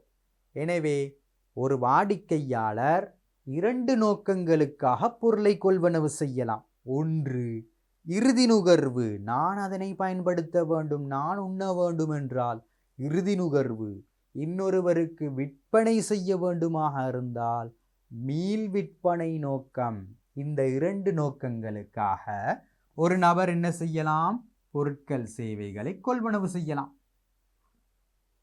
எனவே வாடிக்கையாளர் என்பவர்கள் பொருட்கள் சேவைகளை கொள்வனவு செய்பவர்கள். உலகத்தில் உள்ள அனைத்து மக்களும் வாடிக்கையாளர் என்று சொல்லுவோம்.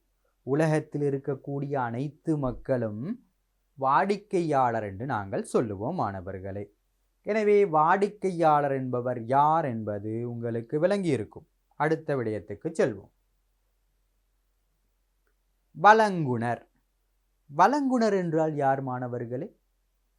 வழங்குனர், ஆம், ஏதேனும் ஒன்றை வணிகத்துக்கு வழங்கியவர். ஏதேனும் ஒன்று என்றால் என்ன? என்னென்ன பொருட்கள் அல்லது எதனை சொல்கின்றார்கள் சொல்லுங்கள் பார்ப்போம். எதனை? மூலப்பொருட்களை மற்றும் ஏனைய சேவை, துணை சேவைகள் என்று சொல்லலாம், அல்லது போக்குவரத்து சேவையினை வழங்கியவர் என்று சொல்லலாம். அவருக்கு நாங்கள் வழங்குனர்கள் என்று சொல்லுவோம் அல்லவா? எனவே சரியாக சொன்னீர்கள். வழங்குனர் என்பது மூலப்பொருட்களையோ அல்லது பொருட்களையோ இந்த போக்குவரத்து சேவைகள் அல்லது உதவி சேவைகளையோ வழங்கிய நபருக்கு சொல்லுவோம் வழங்குனர்கள் என்று. நான் ஒரு நிறுவனம், நான் ஒரு வணிகம், நான் ஆடையினை விற்பனை செய்கிறேன். எனக்கு ஆடையினை அல்லது துணியினை வழங்கக்கூடிய பல நபர்கள் இருக்கின்றார்கள். பாருங்கள், 4 நபர்கள் இருக்கின்றனர். இந்த 4 நபர்களிலும் சிறந்த ஒரு சேவையினை வழங்கக்கூடிய நபர், சரியான நான் கேட்கும் நேரத்தில் உடனடியாக பொருளை கொண்டு வந்து தரக்கூடிய நபர், நான் கேட்கின்ற பொழுது பொருட்களை தாமதம் இல்லாமல் உடனடியாக கொண்டு வந்து தரக்கூடிய நபர். இவர்களை நான் என்ன செய்வேன்? தெரிவு செய்வேன். சிறந்தவர் யார்? பலர் இருக்கின்றார்கள், ஒரே பொருளை தரலாம், பல்வேறுபட்ட பொருட்களை தரலாம். எனவே இவர்களில் சிறந்த ஒருவரை நான் என்ன செய்ய வேண்டும்? தெரிவு செய்து கொள்ள வேண்டும். தெரிவு செய்து கொள்ள வேண்டும். எனவே பல வழங்குனர்கள் இருக்கின்றார்கள், அவர்களில் சிறந்த ஒருவரை தெரிவு செய்தல் வணிகத்திற்கு உரித்து, வணிகத்தின் பொறுப்பு. எனவே வணிகம்தான் சிந்திக்க வேண்டும், தன்னுடைய உற்பத்திகள் எவ்வாறு நிகழ்கின்றது, தன்னுடைய தரத்தினை நான் அதிகரிக்க வேண்டுமென்றால் மூலப்பொருட்களின் தரமும் அதிகரிக்க வேண்டும், எனக்கு கிடைக்கக்கூடிய சேவையும் அதன் பயனும் அதிகரிக்க வேண்டும். எனவே அதன் பயனும் அதிகரித்தால்தான் வாடிக்கையாளர்கள் எங்களை நோக்கி வருவார்கள். எனவே சிறந்த வழங்குனரை தெரிவு செய்து கொள்வது வணிகத்தின் பொறுப்பு. அவர் மூலப்பொருட்களை தந்திருக்கலாம் அல்லது ஏனைய சேவைகளை எங்களுக்கு தந்திருக்கலாம். எனவே வழங்குனர் என்றால் யார்? வணிகத்திற்கு மூலப்பொருட்களையோ அல்லது சேவைகளையோ வழங்கிய நபர். பல வழங்குனர்கள் இருக்கின்றார்கள், அதில் சிறந்த ஒருவரை தெரிவு செய்வது வணிகத்தின் பொறுப்பு. ரைட்? உங்களுக்கு விளங்கி இருக்கும் வழங்குனர் என்றால் யார் என்று. அடுத்த நபர் யார் என்று பார்ப்போம். போட்டியாளர் என்று சொல்லுவோம். போட்டியாளர் என்றால் இந்த படத்தை பார்த்தவுடன் உங்களுக்கு இலகுவாக விளங்கி இருக்கும். போட்டியாளர் என்றால் யார்?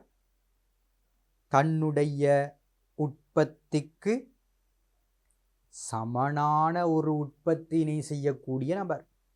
நான் ஒரு வணிகமாக இருந்தால் நான் ஒரு உற்பத்தியினை செய்கிறேன், என்னை போன்றே ஒருவன் உற்பத்தி செய்வானாக இருந்தால் அந்த நபருக்கு நாங்கள் சொல்லுவோம் போட்டியாளர்.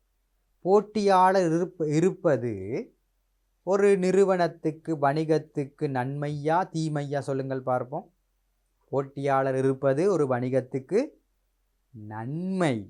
எனவே அவர் இருக்க வேண்டும், இருந்தால்தான் புதிய புதிய விடயங்களை நாங்கள் உற்பத்தி செய்வோம், புதிய நுட்பங்களை பயன்படுத்துவோம்.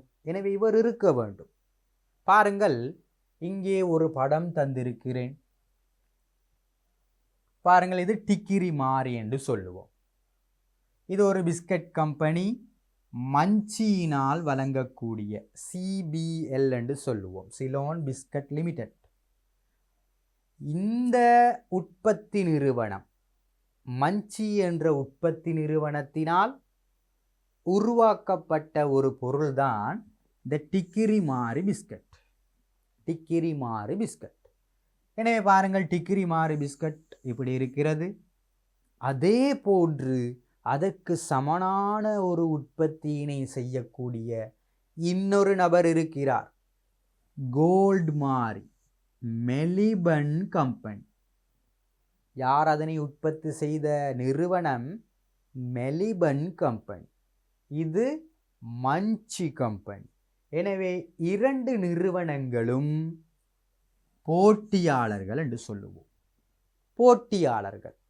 இந்த போட்டியின் அடிப்படையில் அவர்கள் சிறந்த ஒரு உற்பத்தியினை வழங்குவதற்கு உத்தேசிப்பார்கள். எனவே போட்டியாளர் என்பவர் யார்? ஒரு வணிகம் உற்பத்தி செய்யும் உற்பத்தி பொருள் அல்லது சேவைக்கு சமனான ஒரு உற்பத்தியினை மேற்கொள்ளக்கூடிய நபர் போட்டியாளர். நான் மஞ்சியாக இருந்தால் என்னுடன் போட்டி செய்யக்கூடிய நிறுவனம் யார்? கோல்ட் மாரியை உற்பத்தி செய்யும் மெலிபன் நிறுவனம். நான் மெலிபன் நிறுவனமாக இருந்தால் என்னுடன் போட்டி போடக்கூடியவர் யார்? மஞ்சி நிறுவனம். எனவே போட்டியாளர் என்பவர் யார் என்று உங்களுக்கு விளங்கியிருக்கும். இது பொருள் தொடர்பானது. பொருள் தொடர்பாக பல உதாரணங்களை சொல்லலாம். பாருங்கள், சவர்க்காரம் என்பது நாங்கள் குளியலுக்காக பயன்படுத்தலாம் அல்லது குழந்தைகளுக்காக பயன்படுத்தலாம். இவ்வாறு நான் குழந்தைகளுக்கு ஒரு சவர்க்காரம் பயன்படுத்தினாக இருந்தால் அதே போன்று இன்னொரு நிறுவனமும் குழந்தைக்காக ஒரு சவர்க்காரத்தை உற்பத்தி செய்யும். எனவே அந்த இரண்டு நிறுவனங்களும் போட்டியாளர்கள். ஒரே தேவையினை பூர்த்தி செய்யக்கூடிய வகையில் உற்பத்திகள் இடம்பெற்றால் அவர்களை நாங்கள் போட்டியாளர்கள் என்று சொல்லலாம். சேவைக்கு ஒரு உதாரணம் தந்திருக்கிறேன். இது பொருளுக்கான போட்டியாளர்கள், இவர்கள் சேவைக்கான போட்டியாளர்கள். பாருங்கள், ஒரு நகரத்தில் ஒரு காகில்ஸ் ஃபுட் சிட்டி என்ற ஒன்றை என்ன செய்வார்கள், அமைத்தாராக இருந்தால் அதற்கு பக்கத்தில் கீல்ஸ் என்ற நிறுவனமும் அமைந்திருக்கும். இவர்கள் சேவையினை வழங்கக்கூடியவர்கள். பலவிதமான பொருட்கள் இவர்களிடம் இருக்கின்றது.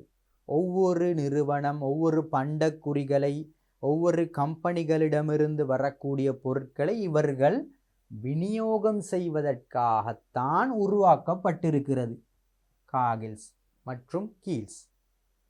எனவே இவர்களுக்கு சொல்லுவோம் சேவை வழங்கக்கூடிய நிறுவனங்கள் என்று சொல்லுவோம். சேவையினை வழங்கக்கூடிய நிறுவனங்கள் என்று சொல்லுவோம்.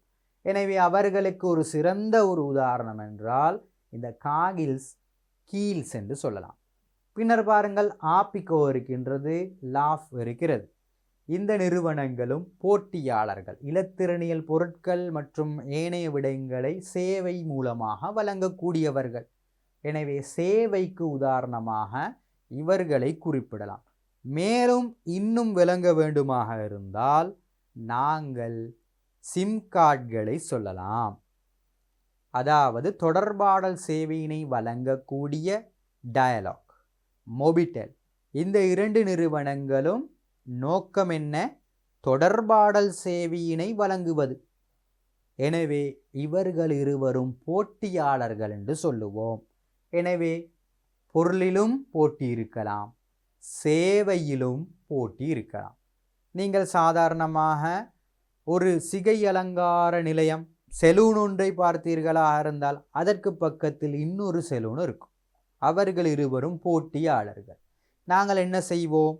ஒரு இடத்தில் விலையை கேட்கும் பொழுது அடுத்த இடத்திலும் விலையை கேட்போம். எனவே நாங்கள் விலையை கேட்பதற்கான காரணம் போட்டி இருப்பதனால் அங்கு தரமான பொருள், விலை குறைந்த பொருள் எங்களுக்கு கிடைக்கக்கூடியதாக இருக்கும். எனவே இவர்களுக்கு நாங்கள் சொல்லுவோம் போட்டியாளர்கள் என்று சொல்லுவோம். அடுத்த விடயம் மாணவர்களே, நிதி நிறுவனங்கள். நிதி நிறுவனங்கள் என்று சொல்லுவோம். நிதி நிறுவனங்கள் என்றால் என்ன? ஒரு வணிகத்திற்கு நிதியினை கடனடிப்படையில் வழங்கக்கூடிய நபர்கள் அல்லது ஆலோசனை சேவைகளை, வழிகாட்டலை வழங்கக்கூடியவர்கள் நிதி நிறுவனங்கள் என்று சொல்லுவோம். பிரதானமாக நிதி நிறுவனங்களில் இந்த வணிகமானது வங்கிகளை சொல்லலாம். எதனை சொல்லலாம்? வங்கிகள்.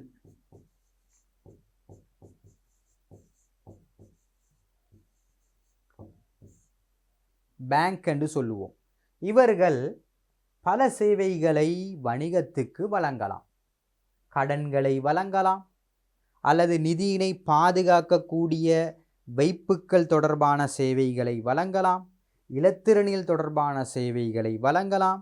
மொத்தத்தில் இவர்கள் நிதி தொடர்பாக, கடன் தொடர்பாக, அந்த நிதி சம்பந்தமான ஆலோசனைகளை வழங்கக்கூடிய நபராக இருந்தால் அவருக்கு சொல்லுவோம் நிதி நிறுவனங்கள் என்று சொல்லுவோம். என்ன சொல்லுவோம்? நிதி நிறுவனங்கள். எனவே நிதி நிறுவனங்கள் என்றால் என்ன சொல்லுங்கள் பார்ப்போம்.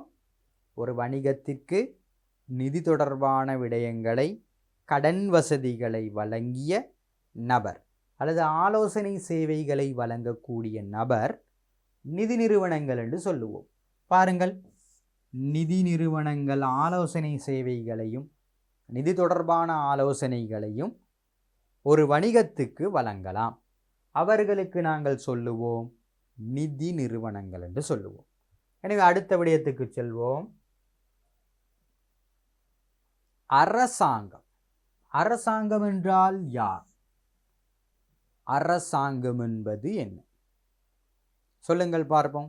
நான் முன்னரே சொல்லிவிட்டேன் அல்லவா, ஒரு வணிகத்தினை சிறப்பான முறையில் கொண்டு செல்வதாக இருந்தால் அரசாங்கம் மிக முக்கியம்.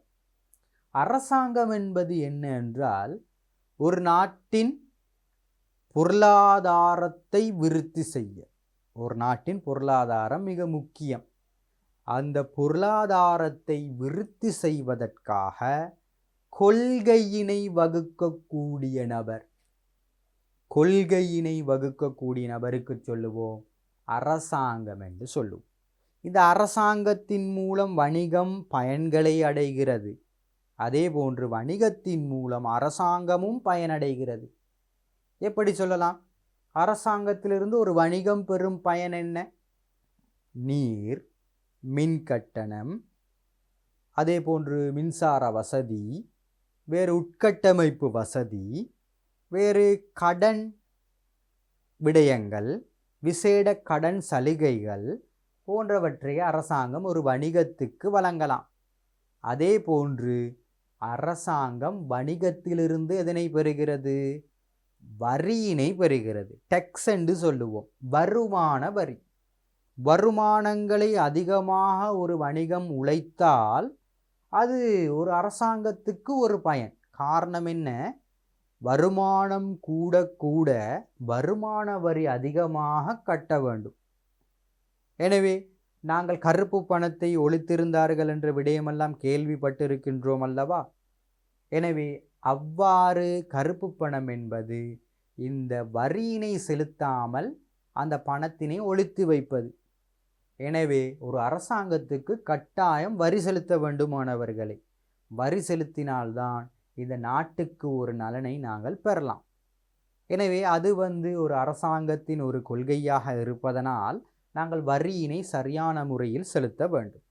ஒரு அரசாங்கத்தின் பிரதான வருமானம் இந்த வரி வருமானம். எனவே பல வரிகள் இருக்கிறது.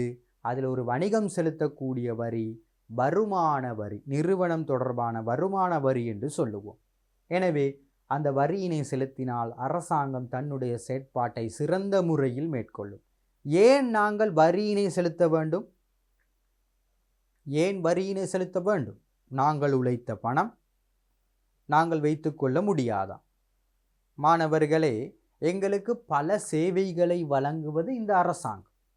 எனவே அவர் தந்த சேவைக்கு பிரதி உபகாரமாக அவருக்கு நாங்கள் கொடுக்கும் ஒரே ஒரு விடயம் வரி மட்டும்தான்.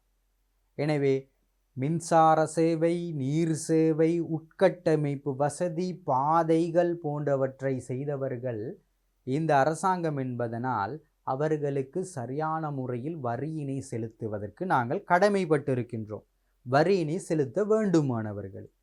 எனவே வரி என்றால் என்ன என்று விளங்கியிருக்கும். அதே போன்று அரசாங்கம் என்பது ஒரு நாட்டின் பொருளாதாரத்தை விருத்தி செய்வதற்கு கொள்கையினை வகுக்கக்கூடியவர் அரசாங்கம் என்று சொல்லலாம்.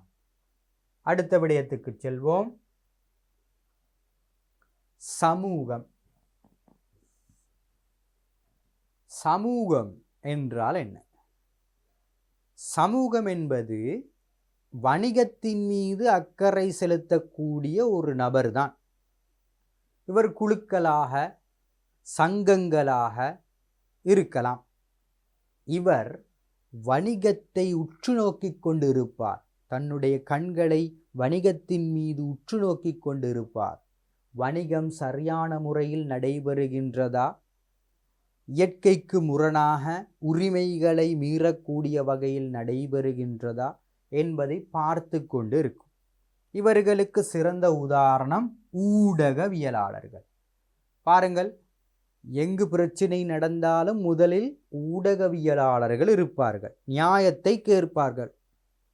நியாயத்தை கேட்கும் பொழுதுதான் என்ன நடக்கும்? அந்த விடயம், அந்த வணிக நடவடிக்கை சீரடையும். இவ்வாறு இல்லாவிட்டால் மாணவர்களே, வணிகமானது தான் விரும்பிய செயற்பாட்டில் ஈடுபடலாம் அல்லவா? எனவே இந்த சமூகம் என்பது மிக முக்கியம். அவர்களுக்கு உதாரணமாக ஊடகவியலாளர்களை நாங்கள் சொல்லலாம். எனவே அதே போன்று அழுத்த குழுக்கள் என்று சொல்லுவோம். அழுத்த குழுக்கள், ஒரு வணிக நடவடிக்கை மீது அழுத்தத்தை செலுத்தக்கூடிய நபர்கள் அழுத்த குழுக்கள் என்று சொல்லுவோம். அழுத்த குழுக்கள் பலர் இருக்கின்றார்கள். அவர்கள் சங்கங்களாக அல்லது வழிபாட்டு தலங்களாக போன்ற பல நபர்கள் இருக்கலாம், குழுக்களாக இருப்பார்கள்.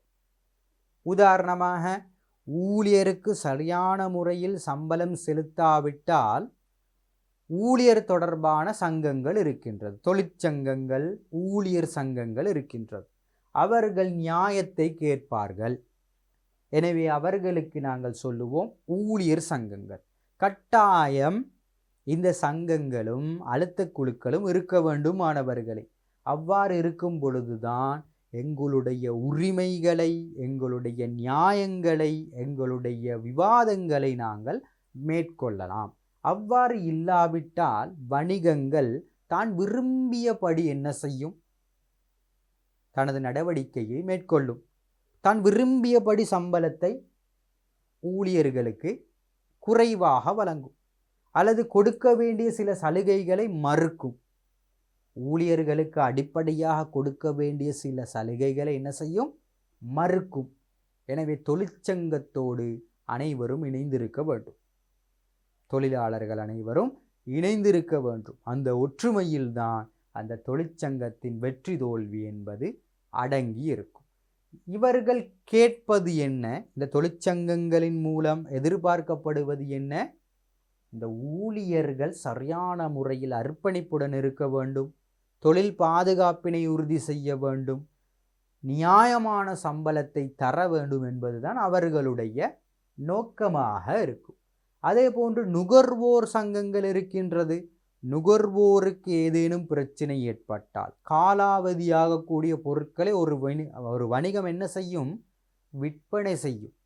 அதனை நாங்கள் தெரியாமல் என்ன செய்யலாம்? கொள்வனவு செய்யலாம். நாங்கள் ஒரு பொருளை வாங்கினால் மாணவர்களே, அதில் காலாவதியாகும் திகதியினை பார்க்கிறோம்.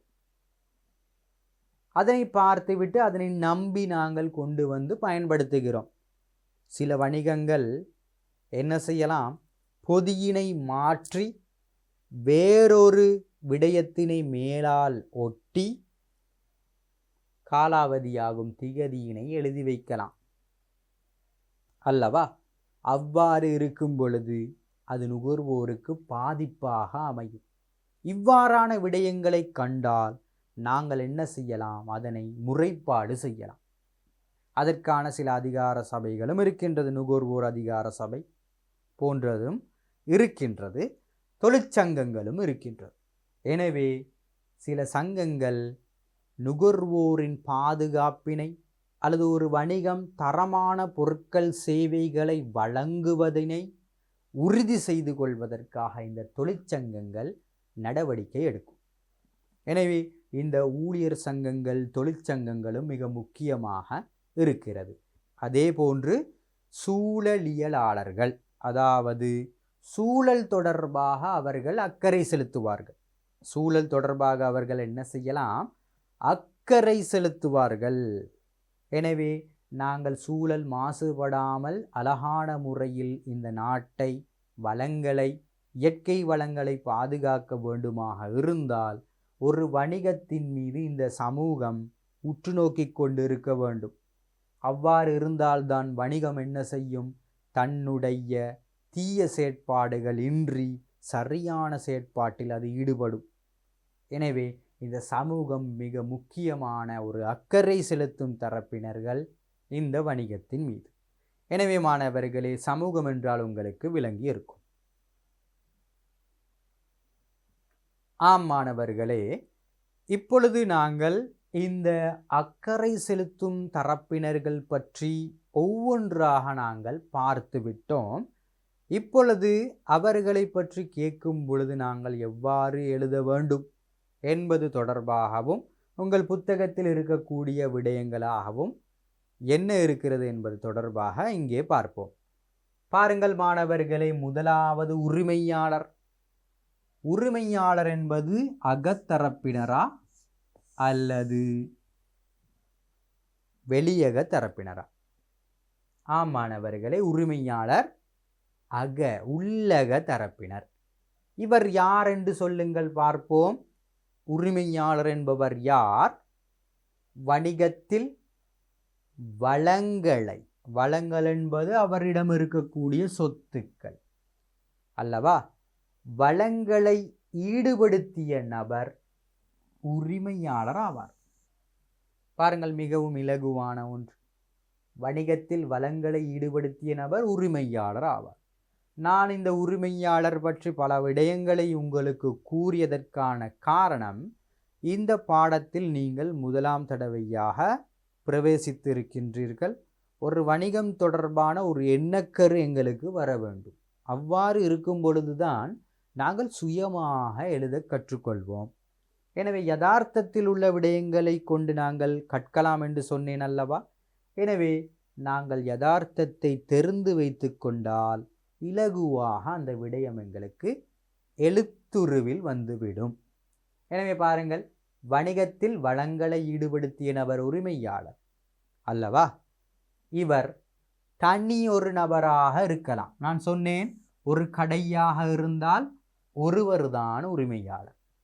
அவர் முகாமையாளராகவும் இருக்கலாம், ஊழியராகவும் இருக்கலாம். ஆனால் சில பாரியளவு வணிகங்களை எடுத்தோமாக இருந்தால் பல நபர்கள் குழுவாக இருக்கலாம், 2க்கு மேற்பட்ட நபர்கள் இருக்கலாம். உதாரணம், பங்குடைமை கம்பெனி போன்ற பாரியளவு நிறுவனங்கள். ஒரு வங்கிக்கு செல்கின்றீர்கள். ஒரு வங்கிக்கு சென்றால் அங்கே பாருங்கள், பல ஊழியர்கள் இருப்பார்கள் அல்லவா? எனவே பல முகாமையாளர்கள் இருக்கலாம். பல உரிமையாளர்கள் பங்குகளை இட்டு அவர்கள் என்ன செய்யலாம்? அந்த வணிகத்தை நடாத்தி கொண்டு செல்லலாம். எனவே உரிமையாளர் ஒரு நபராகவும் இருக்கலாம், குழுவாகவும் இருக்கலாம். அடுத்த விடயம், முகாமையாளர். முகாமையாளர் என்பவர் யார் சொல்லுங்கள்? ஆம் மாணவர்களே, உரிமையாளர்களின் தீர்மானங்களை, உரிமையாளர் ஒரு பிரதான நபர். அவர் சில வேளை தீர்மானங்களை என்ன செய்யலாம்? எடுக்கலாம். அவர் தீர்மானங்களை எடுத்து வைத்திருக்கும் பொழுது அதனை நடைமுறைப்படுத்துபவர், அதனை செயற்படுத்துபவர் இந்த முகாமையாளராக இருக்கிறார். எனவே அந்த தீர்மானங்களை சரியான முறையில், வினைத்திறனான முறையில் கொண்டு செல்வதற்கு உதவியாக இருப்பவர் இந்த முகாமையாளர். எனவே பாரியளவு வணிகங்களில் நிதி முகாமையாளர், நிதி தொடர்பான விடயங்களை இவர் என்ன செய்து கொள்வார்? பார்த்து கொள்வார். மனிதவள முகாமையாளர், HRM என்று சொல்லுவோம், ஹியூமன் ரிசோர்ஸ் மேனேஜர். எனவே மனித வளம் தொடர்பாக அவர் முகாமை செய்வார். மனித வளங்களை, ஊழியர்களை, மேலும் அந்த நிறுவனத்தில் இருக்கக்கூடிய பணியாளர்களுக்கு அவர் அர்ப்பணிப்புடன் செயற்பட்டு அவர் மனித வளத்தினை முகாமை செய்வார். சந்தைப்படுத்தல் முகாமையாளர், மார்க்கெட்டிங் மேனேஜர். மார்க்கெட்டிங் தொடர்பாக சந்தைப்படுத்தல், பொருட்களை, சேவைகளை நாங்கள் என்ன செய்ய வேண்டும்? உற்பத்தி செய்தால் அதனை சந்தைக்கு கொண்டு சென்று விற்பனையினை அதிகரித்து கொள்ள வேண்டும் அல்லவா? அந்த விற்பனையினை அதிகரித்து கொள்வதற்காக அல்லது பொதியிடல் முறைகளை கண்ணுக்கு குளிர்ச்சியாக செய்யக்கூடிய அனைத்து விடயங்கள், அதாவது பொதியிடல், விற்பனை செய்வதற்கு தேவையான அனைத்து யுக்திகள் என்று சொல்லுவோம், டெக்னிக் என்று சொல்லுவோம், அதனை இவர்தான் என்ன செய்வார்? ஒரு வணிகத்துக்கு தீர்மானங்களை எடுத்து நடைமுறைப்படுத்துவார். எனவே சந்தைப்படுத்தல் முகாமையாளர்கள் இருக்கலாம். எனவே மாணவர்களே, முகாமையாளர் என்பவர் யார்? உரிமையாளர்களின் தீர்மானங்களை நடைமுறைப்படுத்துபவர். அவ்வளவு போதுமானது. பாரியளவு வணிகமாக இருந்தால் நிதி முகாமையாளர், மனிதவள முகாமையாளர், சந்தைப்படுத்தல் முகாமையாளர்கள் இருக்கலாம். எனவே இவர்களை பற்றி கொஞ்சம் கொஞ்சம் தெரிந்திருந்தால் நாங்கள் அதனை வைத்துக்கொண்டு இலகுவாக எழுதலாம் என்பதற்காக பல விளக்கங்கள் உங்களுக்கு நான் தருகிறேன். அடுத்ததாக மாணவர்களே, ஊழியர்கள், லேபர்ஸ் என்று சொல்லுவோம் அல்லவா? ஊழியர்கள் என்பது வணிக கருமங்களை இவர்தான் நிறைவேற்றுவார். இவர்தான் என்ன செய்வார்? நிறைவேற்றுவார். இந்த நிறைவேற்றக்கூடிய நபருக்கு சொல்லுவோம் ஊழியர்கள். இவர்கள் இரண்டு விதமாக தன்னுடைய பங்களிப்பை வணிகத்துக்கு வழங்கலாம். ஒன்று உடலால், இரண்டாவது உள்ளத்தால். கணக்காளர் என்று சொன்னேன், இவர்கள்தான் இந்த ஊழியர்கள் என்று சொல்லுவோம். நாங்கள் உற்பத்தி காரணிகள் படிக்கின்ற போது உழைப்பினை பார்த்தோம். அந்த உழைப்பில் வரக்கூடியவர்கள் அதிகமானோர் இந்த ஊழியர்களாக இருப்பார்கள். இவர்கள் வணிகத்திலிருந்து சம்பளம் ஒன்றை பெற்றுக்கொள்வார்கள் அல்லவா? எனவே சொல்லுங்கள் பார்ப்போம், உள்ளக தரப்பினர்கள் யார்? உரிமையாளர், முகாமையாளர், ஊழியர். இவர்கள் யார் என்று கேட்டால் ஒவ்வொன்றாக நாங்கள் கூறுவதற்கு தெரிந்திருக்க வேண்டும். எனவே அகத்தரப்பினர்களை பார்த்துவிட்டோம். பின்னர் நாங்கள் வெளியக தரப்பினர்களை பற்றி பார்ப்போம்.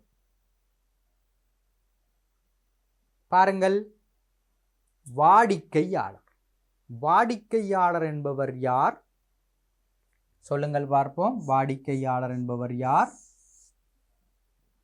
வணிகத்திலிருந்து பொருட்கள் சேவைகளை கொள்வனவு செய்யும் நபர். பாருங்கள் எவ்வளவு இலகுவான ஒன்று.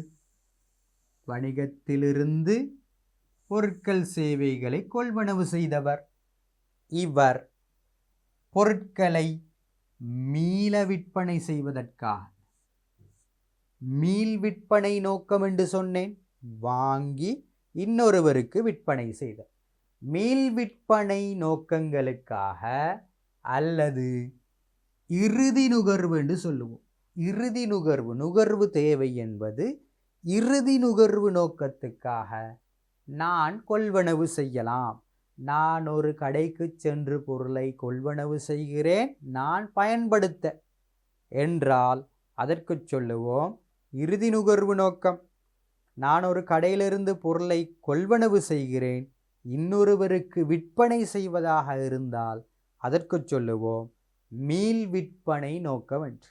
எனவே இரண்டு நோக்கங்களுக்காக, மீள் விற்பனை நோக்கம், இறுதி நுகர்வு நோக்கங்களுக்காக ஒரு வாடிக்கையாளர் ஒரு வணிகத்திலிருந்து பொருளை அல்லது சேவையினை பெற்றுக்கொள்ளலாம் என்று சொல்லலாம்.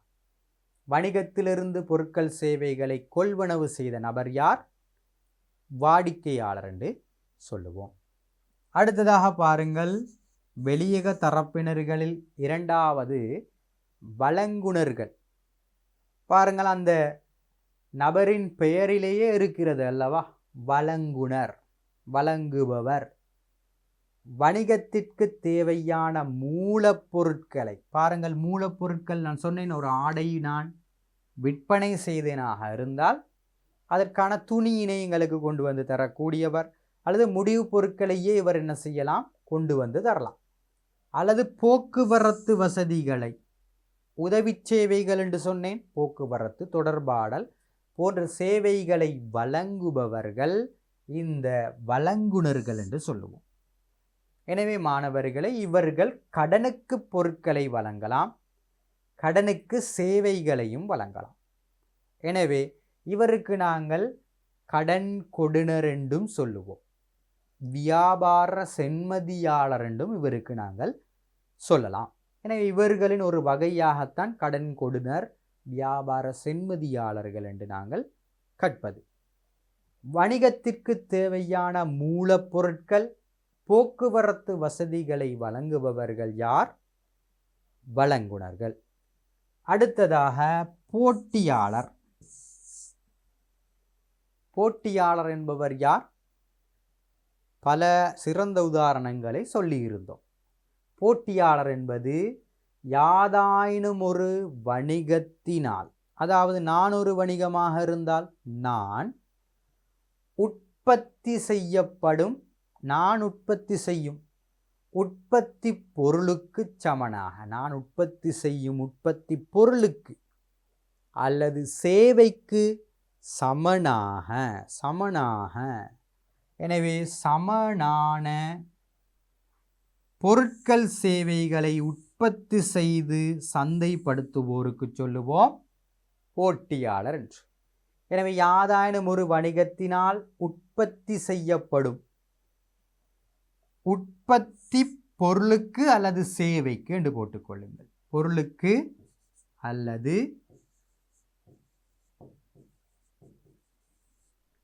சேவைக்கு.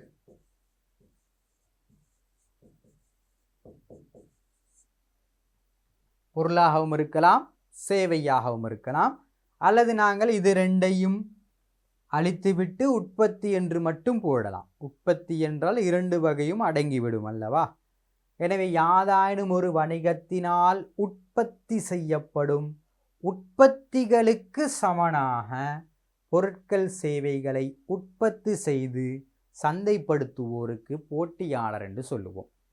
அல்லது உற்பத்தி பொருளுக்கு அல்லது சேவைக்கு அதற்கு சமனான பொருட்கள் சேவைகளை உற்பத்தி செய்து சந்தைப்படுத்துவோர். சந்தைப்படுத்தல் என்றால் என்ன? அதாவது ஒரு சந்தைக்கு கொண்டு வருதல் அல்லவா? நான் மாரி பிஸ்கட்டை உற்பத்தி செய்து சந்தைக்கு கொண்டு வருகிறேன். இவர் என்ன செய்கிறார்? கோல்ட் மாரியினை கொண்டு வந்து சந்தைக்கு கொண்டு வந்து அவர் விற்பனை செய்கிறார். எனவே அவ்வாறு சந்தைக்கு ஈடுபடுத்தினால், விற்பனைக்கு அவர் தயாரான நிலைக்கு கொண்டு வந்தால் அதற்கு நாங்கள் சொல்லுவோம் அந்த இரண்டு நிறுவனங்களும் போட்டியாளர்கள் என்று சொல்லுவோம். எனவே இலகுவாக நினைவு வைத்துக் கொள்ளலாம். எப்படி?